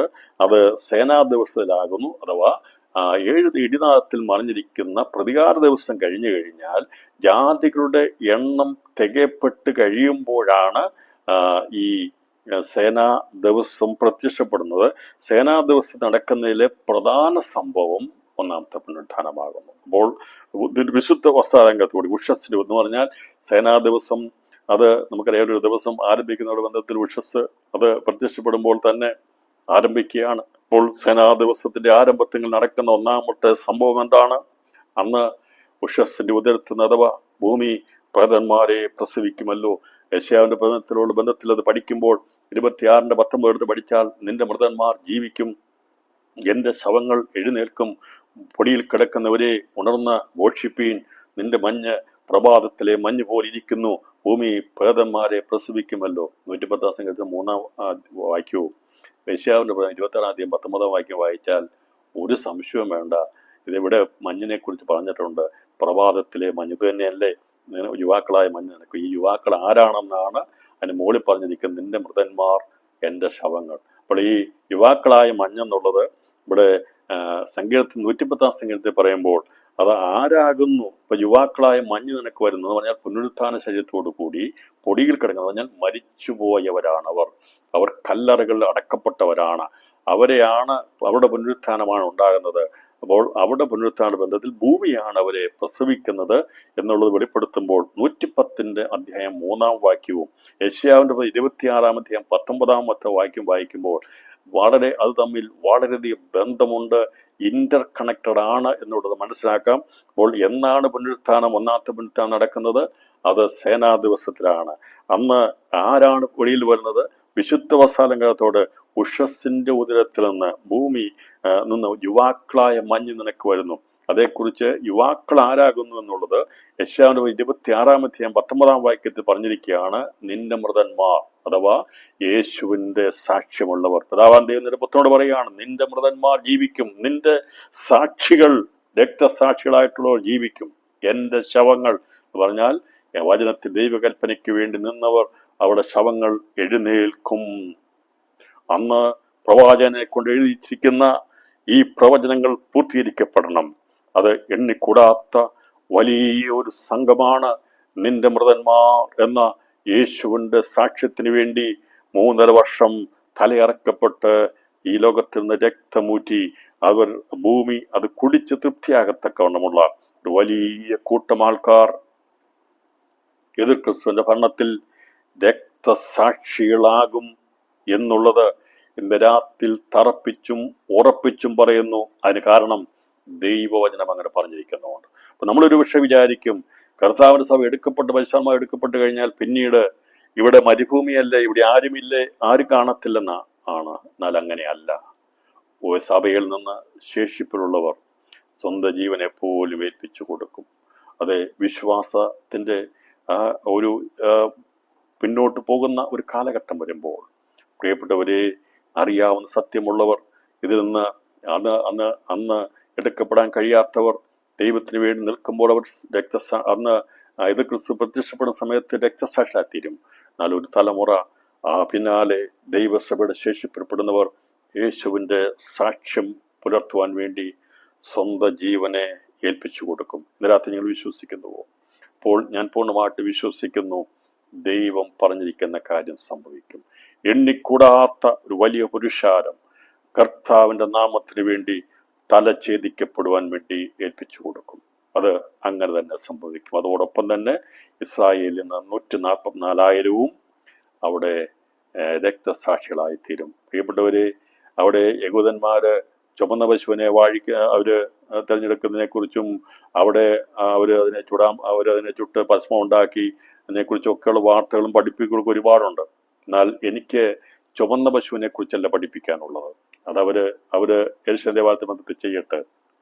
ദേവാലയം പണിയപ്പെടും, അവിടെ വേണ്ട ശുശ്രൂഷകൾ അവർ ചെയ്യട്ടെ. പക്ഷെ എന്നാൽ ഏറ്റവും ശ്രേഷ്ഠമായിട്ട് ചുവന്ന പശുവിനെ അല്ല, കർത്താവിന് വേണ്ടി, യഹോവയ്ക്ക് വേണ്ടി, അവൻ്റെ നാമത്തിന് വേണ്ടി തലയറക്കപ്പെടുവാൻ വേണ്ടി ദൈവം മുദ്ര വെച്ച് നിർത്തിയിരിക്കുന്ന 144,000 പലർക്കും കാണാതെ പോകുന്നുണ്ട്. എന്നാൽ വെളിപ്പാട് പുസ്തകം പഠിക്കുന്നവർക്ക് ചുവന്ന പശുവിനെയല്ല കാണാൻ സാധിക്കുന്നത്, ഈ 144,000 പേരെ കാണണം. യേശുവിൻ്റെ പഴയ നിയമത്തിന്റെ പ്രമാണമായിരിക്കുന്ന മോശിക പ്രമാണത്തിന് വേണ്ടി 144,000 പേരെ ദൈവം മുദ്രയിട്ട് നിർത്തും. അവർ തല വെച്ചു കൊടുക്കും, അവർ തല ഛേദിക്കപ്പെടുവാൻ ഇടയാത്തരും അവരെക്കുറിച്ച് നാം കണ്ടിരിക്കണം. ഈ യെരൂശലേം ദേവാലയം പണിയപ്പെടുന്നതിനെ കുറിച്ചും ചുവന്ന കാളയെ അവർ തിരഞ്ഞെടുത്ത് അതിനെ ചുട്ട് ഭസ്മമുണ്ടാക്കി പശുഭസ്മം ഉണ്ടാക്കുന്നതിനെ കുറിച്ചൊക്കെയുള്ള ചിന്തകളും കാര്യങ്ങളൊക്കെ പോകുമ്പോൾ എന്തുകൊണ്ടാണ് അത് വിസ്മരിക്കപ്പെട്ടു പോകുന്നത്? എന്താണ് ഇതിന് പ്രാധാന്യതയില്ലേ? ഒരു ചുവന്ന പശുവിൻ്റെ അതിനെ എടുത്ത് അതിനെ കൊണ്ടുണ്ടാക്കുന്ന വംശം ഉണ്ടാക്കുന്നതാണോ വലുത്? അതോ പ്രവചനങ്ങളിൽ പറഞ്ഞിരിക്കുന്ന സങ്കീർത്തനങ്ങൾ പറഞ്ഞിരിക്കുന്നതും യെശയ്യാവിന്റെ പറഞ്ഞിരിക്കുന്ന 144,000 കുറിച്ചും ദൈവത്തിന്റെ സാക്ഷ്യം പുലർത്തുന്ന സുവിശേഷ സാക്ഷികളാകുന്നവരും രക്തസാക്ഷികളാകുന്നവരും തയ്യാറായിക്കൊണ്ടിരിക്കുന്നു എന്നല്ലേ നാം പഠിപ്പിക്കേണ്ടത്? മറ്റുള്ള പഠിപ്പിക്കേണ്ടതല്ല. പക്ഷെ അതിന് പ്രാധാന്യത കൊടുക്കേണ്ടത് വെളിപ്പാട് പുസ്തകം പഠിപ്പിക്കുമ്പോൾ മനുഷ്യനുള്ള ബന്ധത്തിൽ ഭൂമിയുടെ ആദിഫലമായി തീരാനുള്ളവർ 144,000 അവരെ മുദ്ര വെച്ച് വേർതിരിക്കും. അവര് രക്തസാക്ഷികളായിത്തീരും. അവരുടെ എണ്ണം തികയപ്പെടുന്നത് പ്രതികാര ദിവസം അവസാനത്തിലാണ്. ജാതിയുടെ എണ്ണിക്കൂടാത്ത വലിയൊരു സംഖ്യ തികയപ്പെടുന്നത് സാനാ ദിവസത്തിന്റെ ആരംഭത്തോടു കൂടിയാണ്. അപ്പോൾ അവരുടെ എണ്ണം തികയുന്നതോട് കൂടി നടക്കുന്നത് ഒന്നാമത്തെ പുനരുത്ഥാനമാണ്. നടക്കുന്നതിനെ കുറിച്ചാണ് യെശയ്യാവ് 26-ാം അധ്യായം 19-ാം വാക്യത്തിലും സങ്കീർത്തനം 110:3 പറഞ്ഞിരിക്കുന്നത്. നിന്റെ മൃതന്മാർ ജീവിക്കും, എന്റെ ശവങ്ങൾ എഴുന്നേൽക്കും. പൊടിയിൽ കിടക്കുന്നവരെ ഉണർന്ന് ഘോഷിപ്പീൻ, നിന്റെ മഞ്ഞ് പ്രഭാതത്തിലെ മഞ്ഞ് പോലെ ഇരിക്കുന്നു, ഭൂമി പ്രേതന്മാരെ പ്രസവിക്കുമല്ലോ. യെശയ്യാവ് ആത്മപ്രേരണായി ഞാനിത് കാണുകയാണ് എന്ന് പറയുകയാണ്. നിന്റെ മൃതന്മാർ ജീവിക്കും. പിതാവാം ദൈവം തന്റെ പുത്രനോട് പറയുക, നിന്റെ സാക്ഷ്യമുള്ളവർ അവർ ഇന്ന് ജീവിക്കും, പുനരുത്ഥാനം പ്രാപിക്കും, എൻ്റെ ശവങ്ങൾ എഴുന്നേൽക്കും. എൻ്റെ ശവങ്ങൾ എന്ന് പറഞ്ഞാൽ എനിക്ക് വേണ്ടി ദൈവത്തിന്റെ പഴയ നിയമ പ്രമാണത്തിന് വേണ്ടി രക്തസാക്ഷിത്വം വരിക്കുന്നവർ അവർ എഴുന്നേൽക്കും, അവരുടെ പുനരുത്ഥാനം പ്രാപിക്കും. പൊടിയിൽ കിടക്കുന്നവരെ എന്ന് പറഞ്ഞാൽ മരിച്ചുപോയവരാ. ഭൂമിയുടെ ആദ്യഫലമായി തീരാനുള്ള 144,000 ബന്ധത്തിലും അന്ന് ഈ ഭൂമിക്ക് ഉള്ളിൽ നിന്ന് വെളിപ്പെടുന്നു വരുന്ന ദൈവസഭയുടെ സഹോദര പദവിയുള്ളവരും ഉണർന്നു ഘോഷിക്കും. പ്രഭാതത്തിൽ വലിയൊരു ഘോഷമുണ്ടാകും. അവരെ കുറിച്ച് പറഞ്ഞിരിക്കുന്നത്, നിന്റെ മഞ്ഞ് പോലെ പ്രഭാതത്തിലെ മഞ്ഞ് പോലെ ഇരിക്കുന്നു. നിന്റെ മഞ്ഞ് എന്ന് പറഞ്ഞാൽ ഈ പുഷ്ടി, ഭൂമിയുടെ പുഷ്ടിയാകുന്ന ഇത് മഞ്ഞ് വെളിപ്പെടുത്തുകയാണ്. യാക്കോബിന്റെ നമുക്കത് ഇതേക്കുറിച്ച് പറയുമ്പോൾ പുഷ്ടിയുള്ള ബന്ധത്തിൽ മഞ്ഞിനെ കുറിച്ച് പറഞ്ഞിരിക്കുന്നത് ഈ ഉൽപ്പത്തി പുസ്തകത്തിൽ പറഞ്ഞിട്ടുണ്ട്. അത് ആ ഭാഗം കൂടി വേണം നോക്കും. പുഷ്ടിയുള്ള ബന്ധത്തിലാണെന്നുള്ളത് ഇവിടെ രേഖപ്പെടുത്തി കാണാൻ സാധിക്കുന്നു. നിന്റെ വാസം ഭൂമിയിലെ പുഷ്ടി കൂടാതെയും നിന്റെ മീതെ ആകാശത്തിലെ മഞ്ഞ് കൂടാതെയും ഇരിക്കും എന്നാണ് പറഞ്ഞിരിക്കുന്നത്. അപ്പോൾ ഭൂമിയുടെ മഞ്ഞുണ്ട്, ആകാശത്തിന് മഞ്ഞുണ്ട്. അപ്പോൾ ഇസ്ഹാക്ക് മക്കളെ യാക്കോബിനെ അനുഗ്രഹിക്കുന്ന ബന്ധത്തിലെ വൈകത, എൻ്റെ മകന്റെ വാസന യഹോവ അനുഗ്രഹിക്കുന്ന വയലിലെ വാസന പോലെ ദൈവം ആകാശത്തിന്റെ മഞ്ഞും ഭൂമിയുടെ പുഷ്ടിയും അനവധി ധാന്യവും വീഞ്ഞും നിനക്ക് തരുമാറാകട്ടെ. അപ്പോൾ ആകാശത്തിന്റെ മഞ്ഞും ഭൂമിയിലെ പുഷ്ടിയും നിനക്ക് ധാന്യവും നൽകുമാറാകട്ടെ. അപ്പോൾ ആകാശത്തിൽ മഞ്ഞുണ്ട്, ഭൂമിയിലെ മഞ്ഞുണ്ട്. ഇവിടെ 110-ാം സങ്കീർത്തനത്തിൽ പറഞ്ഞിരിക്കുന്നത് ആകാശത്തിലെ ഭൂമി നിന്റെ മഞ്ഞ് പ്രഭാതത്തിലെ മഞ്ഞ് പോലെ ഇരിക്കുന്നു എന്നാണ്. അപ്പോൾ യുവാക്കളായ മഞ്ഞ് നിനക്ക് വരുന്നു. അപ്പോൾ ഇത് പുഷ്ടിയുള്ള ബന്ധത്തിലാണ്. അപ്പോൾ ആകാശത്തിലെ മഞ്ഞാണ് ഇതുപോലെ എന്ന് പറഞ്ഞാൽ ഇവർ സ്വർഗീയ ദേശത്ത് പ്രാപിക്കാനുള്ളവരാണ്. അതിനുള്ള ബന്ധത്തിലാണ് ആകാശത്തിലെ മഞ്ഞെന്ന് പറഞ്ഞിരിക്കുന്നത്. അപ്പോൾ അന്ന് യാക്കോബിനെ അനുഗ്രഹിക്കുമ്പോൾ ഇതിൻ്റെ അകത്ത് ഉൾപ്പെടുന്നത് ഏശാവിൻ്റെ സന്തതി ഉൾപ്പെടുന്നില്ല. അതുകൊണ്ടാണ് പറയുന്നത്, പ്രിയപ്പെട്ടവരെ, അന്ന് ഈ ഇസ്ഹാക്ക് അനുഗ്രഹിച്ചപ്പോൾ വെറുതെ ഒരു അനുഗ്രഹമല്ല പറഞ്ഞത്, ഭാവികാല ബന്ധത്തോടുള്ള ബന്ധത്തിൽ ഒന്നാമത്തെ പുനരുത്ഥാനത്തോടുള്ള ബന്ധത്തിലുള്ള കാര്യങ്ങളെ കണ്ടുകൊണ്ട് പ്രവചിച്ചതാ. അതുകൊണ്ടാണ് യാക്കോബിനെ അനുഗ്രഹിച്ചപ്പോൾ ഇവിടെ പറയുന്നത്, നിന്റെ മഞ്ഞ് ആകാശത്തിലെ മഞ്ഞ് പോലെ വരുന്നു. 27-ാം അധ്യായം അതിൻ്റെ 27 വാക്യങ്ങൾ, ഇതാ എൻ്റെ മകന്റെ വാസന യഹോവ അനുഗ്രഹിച്ചിരിക്കുന്ന വയലിലെ വാസന പോലെ വയലുമാകുന്ന ഭൂമിയോടുള്ള ബന്ധത്തിൽ പറയുകയാണ്, ദൈവം ആകാശത്തിന്റെ മഞ്ഞും ഭൂമിയുടെ പുഷ്ടിയും അനവധി ധാന്യവും വീഞ്ഞും നിനക്ക് തരുമാറാകട്ടെ. അപ്പോൾ ആകാശത്തിന്റെ മഞ്ഞും ഭൂമിയുടെ പുഷ്ടിയും അനവധി ധാന്യവും വീഞ്ഞും നിനക്ക് നൽകുമാറാകട്ടെ. ഇതിനെക്കുറിച്ച് പഠിച്ചു കഴിഞ്ഞാൽ ഇതിനകത്ത് പ്രധാനപ്പെട്ട എല്ലാ ഭൂമിയിൽ നിന്ന് വേർതിരിക്കപ്പെടുന്ന വിശുദ്ധന്മാരിൽ അത് ഉൾപ്പെടും. വീഞ്ഞുണ്ട്, ധാന്യമുണ്ട്, ഭൂമിയിലെ പുഷ്ടിയുണ്ട്, ആകാശത്തിന്റെ മഞ്ഞും ഒക്കെ പറഞ്ഞിരിക്കുന്നത്. ഇത് വലിയ ഒരു ആത്മീയ വിഷയമാണ്. ഇന്ന് രാത്രി അതിലേക്ക് ഞാൻ പോകുന്നില്ല. ഇത് പറയാണ്, വംശങ്ങൾ നിന്നെ സേവിക്കട്ടെ എന്നൊക്കെ പറയുമ്പോൾ ഈ മഞ്ഞിനെ കുറിച്ച് പറഞ്ഞിരിക്കുന്നത് ഇസ്രായേലിനോടാണ് പറഞ്ഞിരിക്കുന്നത്. എന്നാൽ ഏശാവ് കരഞ്ഞ് അവൻ വല്ലാതെ നിലവിളിച്ചു കഴിഞ്ഞപ്പോൾ അവനെക്കുറിച്ചും പറഞ്ഞു. എൻ്റെ 27-ാം അധ്യായം അതിൻ്റെ 39-ാമത്തെ വാക്യം എന്നാറെ അവനപ്പൻ ഇസ്ഹാഖുമായിട്ട് പറഞ്ഞത്, നിന്റെ വാസം ഭൂമിയിലെ പുഷ്ടി കൂടാതെയും മീതെ ആകാശത്തിലെ മഞ്ഞ് കൂടാതെയും ഇരിക്കും. നിന്റെ വാളുകൊണ്ട് നീ പോയി ജീവിക്കും. മഞ്ഞിനെ കുറിച്ച് പറഞ്ഞില്ല. അതുകൊണ്ടാണ് ഒന്നാമത്തെ പുനരുത്ഥാനത്തിൽ ഏശാവിന്റെ വംശത്തിൽ ഇവിടെ ഒന്നുമില്ലാത്തത്. എന്നാൽ അന്ന് യാക്കോബിനെ അനുഗ്രഹിച്ചപ്പോൾ മഞ്ഞ് പോലെ ഇരിക്കുന്ന പുഷ്ടിയുള്ള ബന്ധത്തിൽ പറഞ്ഞിട്ടുണ്ടെങ്കിൽ ഈ അന്ന് പറഞ്ഞിരിക്കുന്നതിൻ്റെ അർത്ഥം 110-ാം സങ്കീർത്തനത്തിൽ പറഞ്ഞിരിക്കുന്ന മഞ്ഞിനോടുള്ള ബന്ധത്തിലും യെശയ്യാവ് പഴയ പ്രവാചകൻ പ്രവചിച്ചിരിക്കുന്ന മഞ്ഞിനോടുള്ള ബന്ധത്തിലും ആകുമ്പോൾ അന്ന് ഈ ഇസ്രായേൽ യാക്കോബിൽ കണ്ടത് ഒന്നാമത്തെ പുനരുത്ഥാനത്തിൽ പങ്കാളിത്തം വഹിപ്പാനുള്ള 144,000 അന്ന് പുറമേ കണ്ണ് മങ്ങിപ്പോരുന്ന ഇസഹാക്ക് കണ്ടിരുന്നു.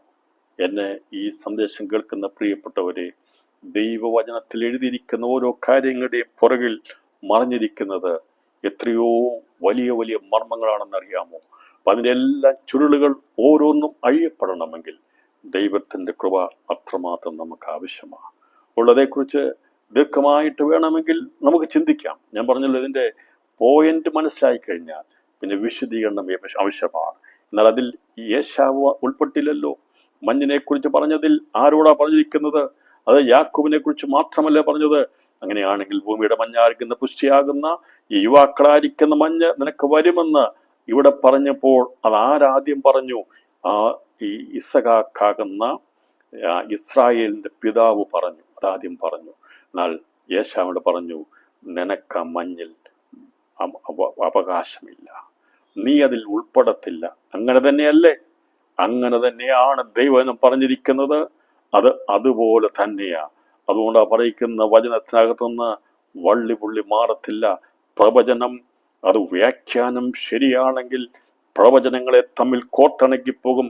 ഉൽപ്പത്തി പുസ്തകം 27-ാം അധ്യായത്തിൽ ഇസഹാക്കിന്റെ അനുഗ്രഹത്തോടുള്ള ബന്ധത്തിലും സങ്കീർത്തനം 110-ന്റെ 3-ലുള്ള ബന്ധത്തിലും അതുപോലെ തന്നെ യെശയ്യാവിന്റെ പ്രവചനം 26-ാം അധ്യായം 19-ാമത്തെ വാക്യത്തോടുള്ള ബന്ധത്തിലും ഒന്നാമത്തെ പുനരുത്ഥാനത്തിൽ പ്രാധാന്യതയുള്ളത് ഇസ്രായേലാകുന്ന യാക്കോബിന്റെ സന്തതി പരമ്പരയിൽപ്പെട്ടവർ 144,000 ആകുന്നു എന്നുള്ളത് ഇന്നു രാത്രിയിൽ സമർത്ഥിച്ചിരിക്കുന്നു. ഒന്നിലധികം വാക്യങ്ങൾ കൊണ്ട് സമർത്ഥിച്ചിരിക്കുമ്പോൾ ഇനി അതിന് വിരുദ്ധമായിട്ടുള്ള ഒരു ചിന്താഗതിക്ക് സ്ഥാനമില്ല എന്ന് ഞാൻ ആത്മാവിൽ നിന്ന് ഉത്ബോധിപ്പിക്കുകയാണ്. ഈ വിഷയം മനസ്സിലായല്ലോ. ഇപ്പോൾ നിന്റെ മൃതന്മാർ എൻ്റെ ശവങ്ങൾ എന്നിവിടെ ചിന്തിച്ച് 2 കൂട്ടരാണ് ഉഷസ്സിന്റെ ഉദയത്തിൽ നിന്ന് മഞ്ഞുപോലെ ഭൂമിക്കുള്ളെന്ന് വരുന്നത്. ഒന്ന് സുവിശേഷത്തിന് വേണ്ടി രക്തസാക്ഷികളാകുന്നവർ. അവർ ചൊവ്വാക്കൾ എന്ന് പറഞ്ഞിരിക്കുന്നവർ നല്ല പ്രായത്തിൽ കർത്താവിന് വേണ്ടി ജീവിതം സമർപ്പിക്കുന്നവരാ. സഹിഷ്ണുത കൊണ്ട് അവർ തങ്ങളുടെ ജീവനെ നേടുകയല്ല, അവർ സഹിഷ്ണുതയുള്ളവരായി ദൈവത്തിന് വേണ്ടി ജീവനെ കൊടുക്കുകയാണ് ചെയ്യുന്നത്. മറ്റത് സഹിഷ്ണുതയോടുകൂടി ജീവനെ നേടുന്നത് കർത്താവിന്റെ രണ്ടാമത്തെ വരവുകൾ അവനെ സ്വീകരിക്കാൻ നിൽക്കുന്ന വൃദ്ധന്മാരുടെ ബന്ധത്തിലാണ് വരുന്നത്. അവർ അവരുടെ ജീവനെ നേടി ജീവനോടിരിക്കുമ്പോൾ സഹിഷ്ണുതയോടുകൂടി ദൈവനാമത്തിന് വേണ്ടി ജീവൻ സമർപ്പിക്കുന്നവരാണ് ഒന്നാമത്തെ പുനരുത്ഥാനത്തിൽ പങ്കെടുക്കുന്നവർ എന്നുള്ളത് ദൈവത്തിന്റെ അടിസ്ഥാനത്തിൽ മനസ്സിലായില്ല. അപ്പോൾ ഇന്ന് രാത്രി നാം ഉൽപ്പത്തി പുസ്തകത്തോടുള്ള ബന്ധത്തിൽ നാം ചിന്തിച്ചു. പുറപ്പാട് പുസ്തകത്തോടുള്ള ബന്ധത്തിൽ സമാഗമന കൂടാരത്തോടുള്ള ബന്ധത്തിൽ പഠിച്ചു. അപ്പോൾ പഴയ നിയമത്തിൽ പറഞ്ഞിരിക്കുന്ന നിഴലായ കാര്യങ്ങൾ പുതിയ നിയമത്തിൽ പൊരുളായിത്തീരുമെന്നുള്ളതിൻ്റെ വ്യാഖ്യാന അർത്ഥതലങ്ങളെക്കുറിച്ചാണ് നാം ഇന്ന് രാത്രിയിൽ ചിന്തിച്ചത്. അപ്പോൾ സ്വൈദേശ പ്രാപിക്കാൻ വിശദമാണ് പുനരുത്ഥാനതകൾ മുമ്പ് നടക്കുന്ന പുനരുത്ഥാനത്തെക്കുറിച്ച് നമ്മൾ മനസ്സിലാക്കിയിരുന്നു. ഇപ്പോൾ ലോകാസാന്ത്യത്തിൽ ഭൂമിയുടെ ആദ്യ ഫലമാകുന്ന ഇസ്രായേൽ 144,000 എണ്ണം തികയുന്നതോടുകൂടി അത് ശേഷമാണ് ജാതികളായിരിക്കുന്ന ശേഷിപ്പുള്ള സുവിശേഷത്തിലുള്ളവരുടെ എണ്ണം കൂടി ആയിത്തീരുന്നുള്ളത് ഇവിടെ രേഖപ്പെടുത്തിയിരിക്കുന്നു. അപ്പോൾ വിശുദ്ധ വസ്ത്രാലങ്കാരം എന്നത് അവർക്ക് ലഭിക്കുന്ന പുരോഗതി ശുശ്രൂഷയോട് ബന്ധത്തിൽ ലഭിക്കുന്ന നിത്യ തേജസ്സിൻ്റെ വസ്ത്രമാണ്. അത് പുരോഗതി ശുശ്രൂഷയ്ക്ക് വേണ്ടിയുള്ള വസ്ത്രമാണെന്നുള്ളതും നമ്മൾ പുറപ്പാട് വസ്ത്രത്തോട് ബന്ധത്തിൽ പുരോഹിതന്മാരുടെ വസ്ത്രാലങ്കാരത്തോട് ബന്ധത്തിൽ നാം ചിന്തിച്ചല്ലോ. അപ്പോൾ പിന്നീട് ഈ ഒന്നാമത്തെ പുനരുത്ഥാനം നടക്കണമെങ്കിൽ, മരിച്ചവരുടെ പുനരുത്ഥാനം ആകുന്ന ഒന്നാമത്തെ പുനരുത്ഥാനം നടക്കണമെങ്കിൽ, അപ്പോൾ അവർക്ക് 15 അവരുടെ വംശം ലോകത്തിൻ്റെ നിരപ്പിന് ഹേതുവായെങ്കിൽ അവിടെ അംഗീകരണം മരിച്ചവരുടെ ഉയർപ്പെന്നല്ലാതെ എന്താകും? അപ്പോൾ മരിച്ചവരുടെ ഉയർപ്പെന്ന് പറഞ്ഞിരിക്കുന്നത് റോമർക്കെഴുതിയ 15 വാക്യമാണ്. അവരുടെ വംശം ലോകത്തിൻ്റെ നിരപ്പിന് ഹേതുവായി തീർന്നു. അപ്പോൾ അവരുടെ വംശം, അവരെ കർത്താവ് AD 70 ശേഷം സഭ മന്ദിരം നശിപ്പിക്കപ്പെടുന്നു, ചിതറിക്കപ്പെട്ടു കളഞ്ഞു, സായനത്തെ ചിതറിച്ചു കളഞ്ഞു. അവർ ലോകത്തിന് എല്ലാ സ്ഥലങ്ങളും അവരെ വിഭജിച്ച് കളഞ്ഞു. അപ്പോൾ അതോടുകൂടി അവരെ ചിതറിച്ച് കളയുവാനായിട്ട് ഇടയാത്തീർന്നു. എന്നാൽ അവരെ എന്നാണ് യഥാസ്ഥാനപ്പെടുത്തുന്നത് ശിഷ്യന്മാർ ചോദിച്ചു. യേശുവിൻ്റെ സ്വർഗാരോഹണത്തിന് മുമ്പായിട്ട് അവർ ചോദിച്ചു, ഇപ്പോഴാണോ ഇസ്രായേൽ യഥാസ്ഥാനപ്പെടുന്നത് ചോദിച്ചപ്പോൾ കർത്താവ് പറഞ്ഞു, അത് നിങ്ങൾ അറിയേണ്ട ആവശ്യമില്ല. അതിൻ്റെ യഥാസ്ഥാനത്തിൻ്റെ സമയം വരുമ്പോൾ ദൈവം കാരണം നിങ്ങൾ പോയി സുവിശേഷം അറിയിച്ചോളാൻ പറഞ്ഞു. അപ്പോൾ യഥാസ്ഥാനപ്പെടുത്തേണ്ടത് എപ്പോഴെന്നുള്ളത് നമുക്കറിയാം. അവരുടെ അംഗീകരണം മരിച്ചവരുടെ ഉയർപ്പെന്നല്ലാതെ എന്താകും? അപ്പോൾ മരിച്ചവരുടെ ഉയർപ്പ് എന്ന് പറയുമ്പോൾ ഭൂമിയിൽ നിന്ന് പ്രേതന്മാരെ പ്രസവിക്കുന്ന ഒന്നാമത്തെ പുനരുത്ഥാനമാണ്. അവരുടെ അംഗീകാരത്തോട് ബന്ധത്തിൽ നടക്കുന്നത്. അവരെ അകറ്റിക്കളഞ്ഞത് നമ്മളെ ചേർക്കുവാൻ വേണ്ടിയാണ്. ജാതിയുടെ എണ്ണം, സ്വർഗദേശപ്രായത്തിൻ്റെ എണ്ണം പൂർത്തീകരിക്കപ്പെട്ട് കഴിഞ്ഞാൽ അവരെ പിന്നെ ചേർക്കുവാൻ തടസ്സമൊന്നുമില്ല. ഇതാണ് മർമ്മമായി പൗലോസ് അപ്പോസ്തലൻ റോമർക്കെഴുതിയ ലേഖനത്തിൽ പറഞ്ഞിരിക്കുന്നത്. നിങ്ങൾ ഇത് ഗ്രഹിക്കാതിരിക്കരുത്, ഇതേക്കുറിച്ച് അറിവുള്ളവരായിരിക്കണം. ഞാൻ ഒരു മർമ്മങ്ങളോട് പറയാമെന്നൊക്കെ പറഞ്ഞിരിക്കുന്നത്, ജാതികളുടെ എണ്ണം തികയോളം ഇസ്രായേൽ അംശമായി കാഠിന്യം ഭവിച്ചിരിക്കുന്നു എന്ന് പറഞ്ഞിരിക്കുന്നതിൻ്റെ അർത്ഥം അതാണ്. അപ്പോൾ ഇതെല്ലാം ഒന്നിനോടൊന്ന് ബന്ധപ്പെട്ട് കിടക്കുന്നു എന്നുള്ളത് കാണുമ്പോൾ നിശ്ചയമായിട്ടും ദൈവവചനത്തിൻ്റെ സത്യസന്ധതയെക്കുറിച്ച്, അതിൻ്റെ നിസ്തുലതയെക്കുറിച്ച് നമുക്ക് മനസ്സിലാക്കാൻ സാധിക്കുന്നല്ലോ. ഇവിടെ പറയുകയാണ്, ഈ രഹസ്യം അറിയാതിരിക്കരുത്. ഇപ്പോൾ നമുക്ക് ലേഖനത്തിൽ പൗലോസ് പറയുകയാണ്, 15, 25, 27 ഒരുമിച്ചുള്ള ഭാഗമാണ്. ഈ രഹസ്യം അറിയാതിരിക്കരുത് എന്ന് ഞാൻ ആഗ്രഹിക്കുന്നു. ജാതികളുടെ പൂർണ്ണസംഖ്യ ചേരുവോളം ഇസ്രായേലിന് അംശമായി കാഠിന്യം ഭവിച്ചിരിക്കുന്നു. ഇതാണ് ഇവിടെ പറഞ്ഞിരിക്കുന്നത്. അവരുടെ വംശം ലോകത്തിൻ്റെ നിരപ്പിന് ഹേതുവായി തീർന്നു. അവര് യേശുവിനെ അംഗീകരിച്ചിരുന്നെങ്കിൽ നമുക്ക് രക്ഷയില്ലായിരുന്നു. എന്നാൽ ദൈവം അവരെ അനുസരണക്കേടിന് അടച്ചു കളഞ്ഞു. അവരുടെ ബുദ്ധിയെ തുറന്നില്ല. അവർ യേശുവിനെ സ്വീകരിച്ചില്ല, തള്ളിക്കളഞ്ഞു. അവർ പറഞ്ഞു, ആ രക്തം ഞങ്ങളുടെ മേൽ വീണുകൊള്ളട്ടെന്ന് പറഞ്ഞു. അവരെ ഭൂമിയുടെ ഫലഭാഗങ്ങളായി ചിതറിച്ചു കളഞ്ഞു. എന്നാൽ ദൈവം അവരെ ചേർത്തുകൊള്ളും.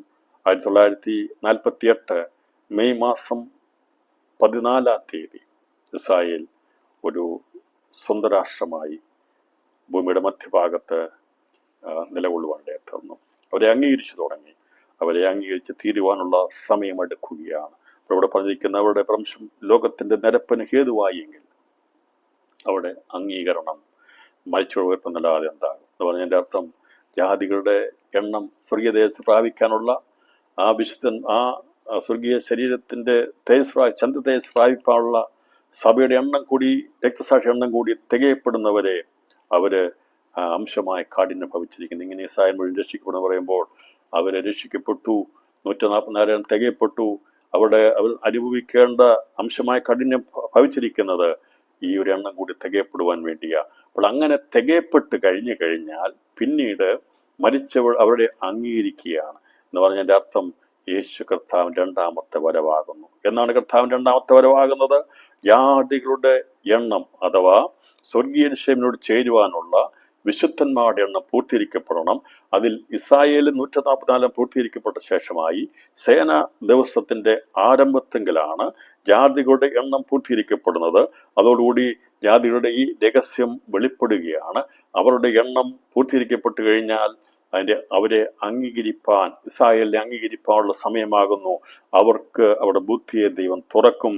രക്ഷകനെ കണ്ടെത്തുവാനും അവർ കുത്തിയവങ്കിലേക്ക് നോക്കുവാനുമുള്ള സമയം അടുക്കുന്നു. അതാ പറയിക്കുന്നത്, നിരപ്പിന് ഹേതുവായി അവരുടെ വംശം ലോകത്ത് നിരപ്പനായ ഹേതുവായെങ്കിൽ അവരുടെ അംഗീകരണം മരിച്ചവരുടെ ഉയർപ്പെന്നല്ലാതെ എന്താകും? അപ്പോൾ അവരെ അംഗീകരിക്കുന്നതിന് മുമ്പായി അവരുടെ വിളവിലെ ആദ്യഫലമാകുന്ന 144,000 ചേർക്കും.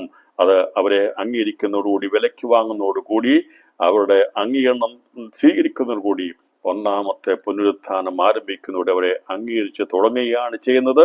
അത് പൂർത്തീകരിക്കപ്പെടുന്നത് കർത്താവിൻ്റെ രണ്ടാമത്തെ വരവിലാണ്. ഇതാണ് മർമ്മമായിട്ട് ഇവിടെ രേഖപ്പെടുത്തിയിരിക്കുന്നത്. അപ്പോൾ ഇത്രയും കാര്യങ്ങൾ നമ്മൾ മനസ്സിലാക്കുമ്പോൾ 26-ാം 13-16 വാക്യങ്ങളിൽ അവർക്ക് തന്നെ മനസ്സിലാക്കി കൊടുക്കും. അപ്പൊ അതുകൊണ്ട് അവർ പറയുകയാണ്, ഇസ്രായേലവിടെ മഹാകഷ്ടതയിൽ അഥവാ പ്രസവ വേദനയിൽ അവർ നിലവിളിക്കുന്നു. ഞങ്ങളുടെ ദൈവമായ യഹോവയെ, നീ അല്ലാതെ വേറെ കർത്താക്കന്മാർ ഞങ്ങളുടെ മേൽ കർത്തൃത്വം നടത്തിയിട്ടുണ്ട്.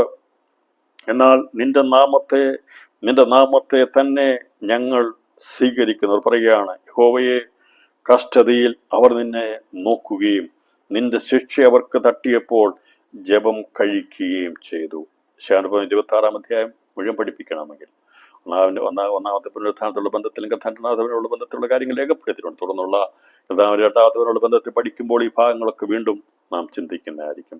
ഇസ്രായേൽ ജനത കർത്താവ് യേശുവിനെ അവന്റെ നാമത്തെ സ്വീകരിക്കുന്നത് കർത്താവിന്റെ മഹത്വ പ്രത്യക്ഷതയിൽ അവർ കുത്തേവങ്കിലേക്ക് നോക്കുന്ന സന്ദർഭം. ഈ പ്രവചനം നിവൃത്തിക്കപ്പെടുന്നതിന് മുമ്പാണ് ഒന്നാമത്തെ പുനരുത്ഥാനം നിറവേറപ്പെടുന്നത്. ഒന്നാമത്തെ പുനരുത്ഥാനത്തിനും ഒടുക്കത്തെ നാളിലെ പുനരുത്ഥാനത്തിനും ഇടയിൽ നീണ്ട ഇടവേളയുണ്ട്. അത് ഏകദേശം 1000 വർഷത്തിന് ഉള്ള ഇടവേളയാണ്. ചില ദിവസങ്ങൾ കൂടി 1000 ആണ്ടാണ്. അപ്പോൾ അതിനോടുള്ള ബന്ധത്തിലുള്ള വിഷയങ്ങൾ നമ്മൾ അപ്പോൾ ചിന്തിക്കും.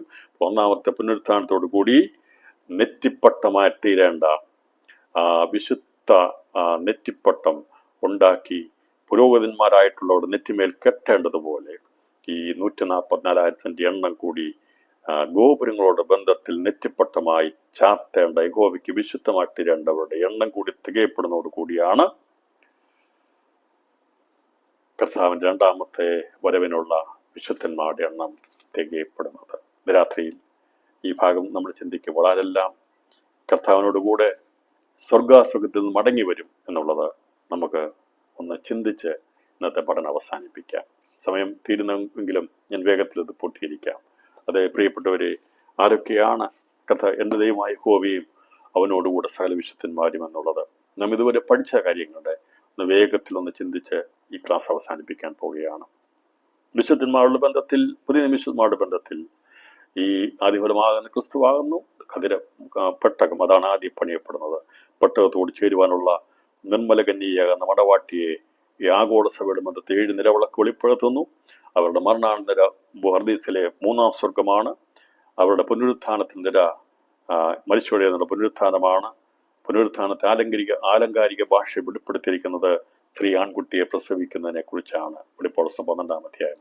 അന്ന് വിശുദ്ധന്മാരുടെ പുനരുത്ഥാനവും രൂപാന്തരവും സംഭവിക്കുന്നു.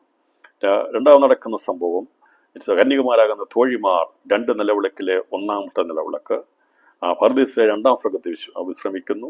2 സാക്ഷിയുടെ പുനരുത്ഥാനം പ്രാപിക്കുന്നത് സ്ത്രീ മക്കളെ പ്രസവിക്കുന്നതിനുള്ള ബന്ധത്തിൽ യെശയ്യാവിന്റെ 66-8 വാക്യത്തിൽ ആൺകുട്ടിയെ പ്രസവിച്ച സ്ത്രീയുടെ സന്തതിയിലെ ശേഷിപ്പിൽപ്പെടുന്നു. അതിൽ 2-ാമത്തെ കൂട്ടരാണ് പഴയ നിയമത്തിലെ ശ്രേഷ്ഠന്മാരായവർ. 2 ഒലിവുമരത്തിലെ 1-ാമത്തെ ഒലിവുമരമാണവർ. പർദീസിലെ 1-ാം സ്വർഗത്തിൽ മരണാനന്തരം വിശ്രമിക്കുന്നു. 2 സാക്ഷിയുടെ പുനരുത്ഥാനത്തിൽ ഇവരുടെ പുനരുത്ഥാനം നടക്കുന്നു. അന്ന് മരിച്ചടക്കുന്ന കല്ലറടക്കപ്പെടാത്തവരുടെ പുനരുത്ഥാനവും അന്നാണ് നടക്കുന്നത്.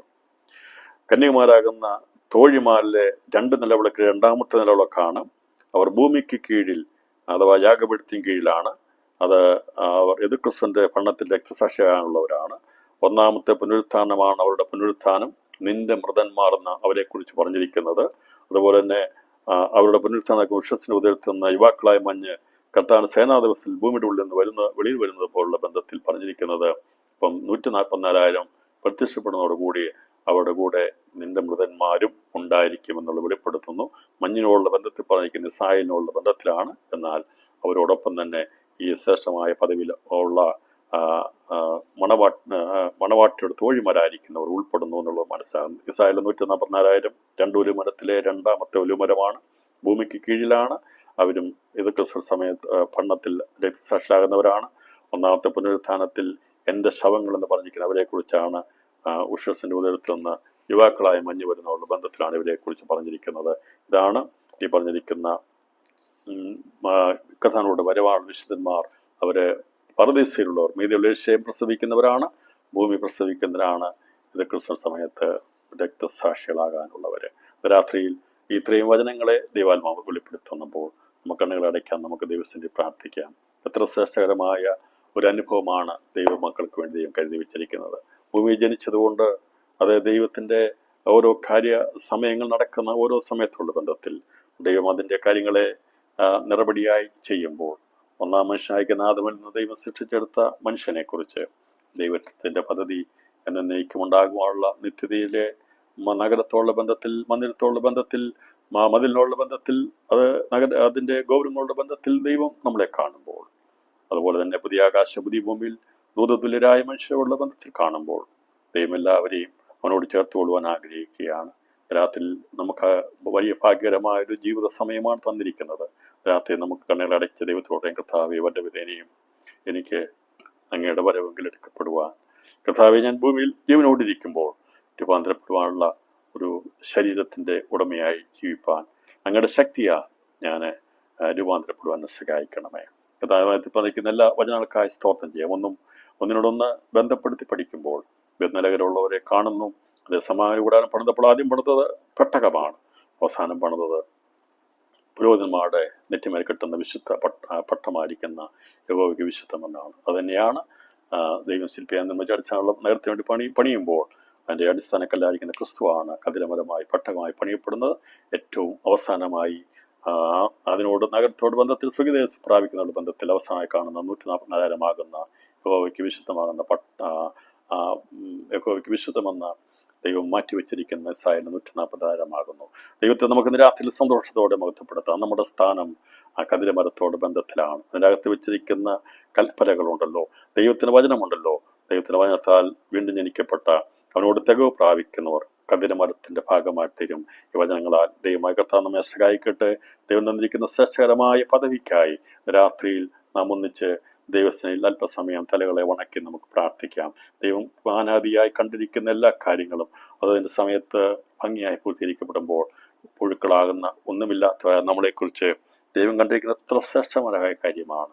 അതുകൊണ്ട് ദൈവം തന്നെ സ്നേഹിക്കുന്നവർക്ക് കരിക്ക് ഒരുക്കിയിട്ടുള്ളത് ഒരു കണ്ണ് കണ്ടിട്ട് ഒരു ചെവി കേട്ട് മനുഷ്യരെ തോന്നിയിട്ടുമില്ല. നാം ഞൊടിയടയ്ക്കുള്ളിൽ സ്വർഗീയ സിംഹാസനത്തിൽ കുഞ്ഞാനോട് ഇരിക്കുമെന്നുള്ള വലിയ പ്രത്യാശയോടെ അവൻ നടക്കുന്നിടത്തെല്ലാം അവൻ അനുഗമിക്കുവാൻ, അവൻ ഇരിക്കുന്ന സിംഹാസനത്തിൽ ഇരിക്കുവാനുള്ള, അവനോടുകൂടി നിത്യം വാഴുവാനുള്ള സ്വർഗീയമായിരിക്കുന്ന ആ തേജസ് പ്രാപിച്ച് അവൻ്റെ അതേ പ്രതിമയായി രൂപാന്തരപ്പെടുവാൻ ദൈവമായ കർത്താവ് നമ്മെ സഹായിക്കട്ടെ എന്ന ദൂത് കൈമാറിക്കൊണ്ട് ഈ ആഴ്ചത്തെ വചന പഠനത്തിന് വിരാമം കുറിക്കുന്നു. ദൈവം വെച്ചാൽ ബാക്കിയുള്ള ഭാഗങ്ങൾ ഒന്നാമത്തെ പുനരുത്ഥാനത്തിൽ പങ്കാളികളാകുന്നവർ സ്വർഗാസുഖത്തിൽ എത്തിച്ചേരുന്നതിനെ കുറിച്ചും അത് വെളിപ്പാട് 7-ാം അധ്യായത്തോടുള്ള ബന്ധത്തിലും 14-ാം അധ്യായത്തോടുള്ള ബന്ധത്തിൽ ബാക്കിയുള്ള ഭാഗങ്ങളെ ചിന്തിക്കും. യേശു കർത്താവ് രാജ്യത്ത് ഏറ്റെടുക്കുന്ന സേനാ ദിവസത്തിലെ ബാക്കി കാര്യങ്ങളെ ചിന്തിപ്പാൻ കർത്താവിൽ ശരണപ്പെടുന്നു. ദൈവമായ കർത്താവ് നമ്മെ സഹായിക്കട്ടെ. രാത്രി നിങ്ങൾ കൂടി വന്നല്ലോ, സഹകരിച്ചല്ലോ, എല്ലാവിധ നന്ദിയും അറിയിക്കുന്നു. ദൈവമായ കർത്താവ് നമ്മെ ഏവരെയും ധാരാളമായി അനുഗ്രഹിക്കുമാറാകട്ടെ. Thank you.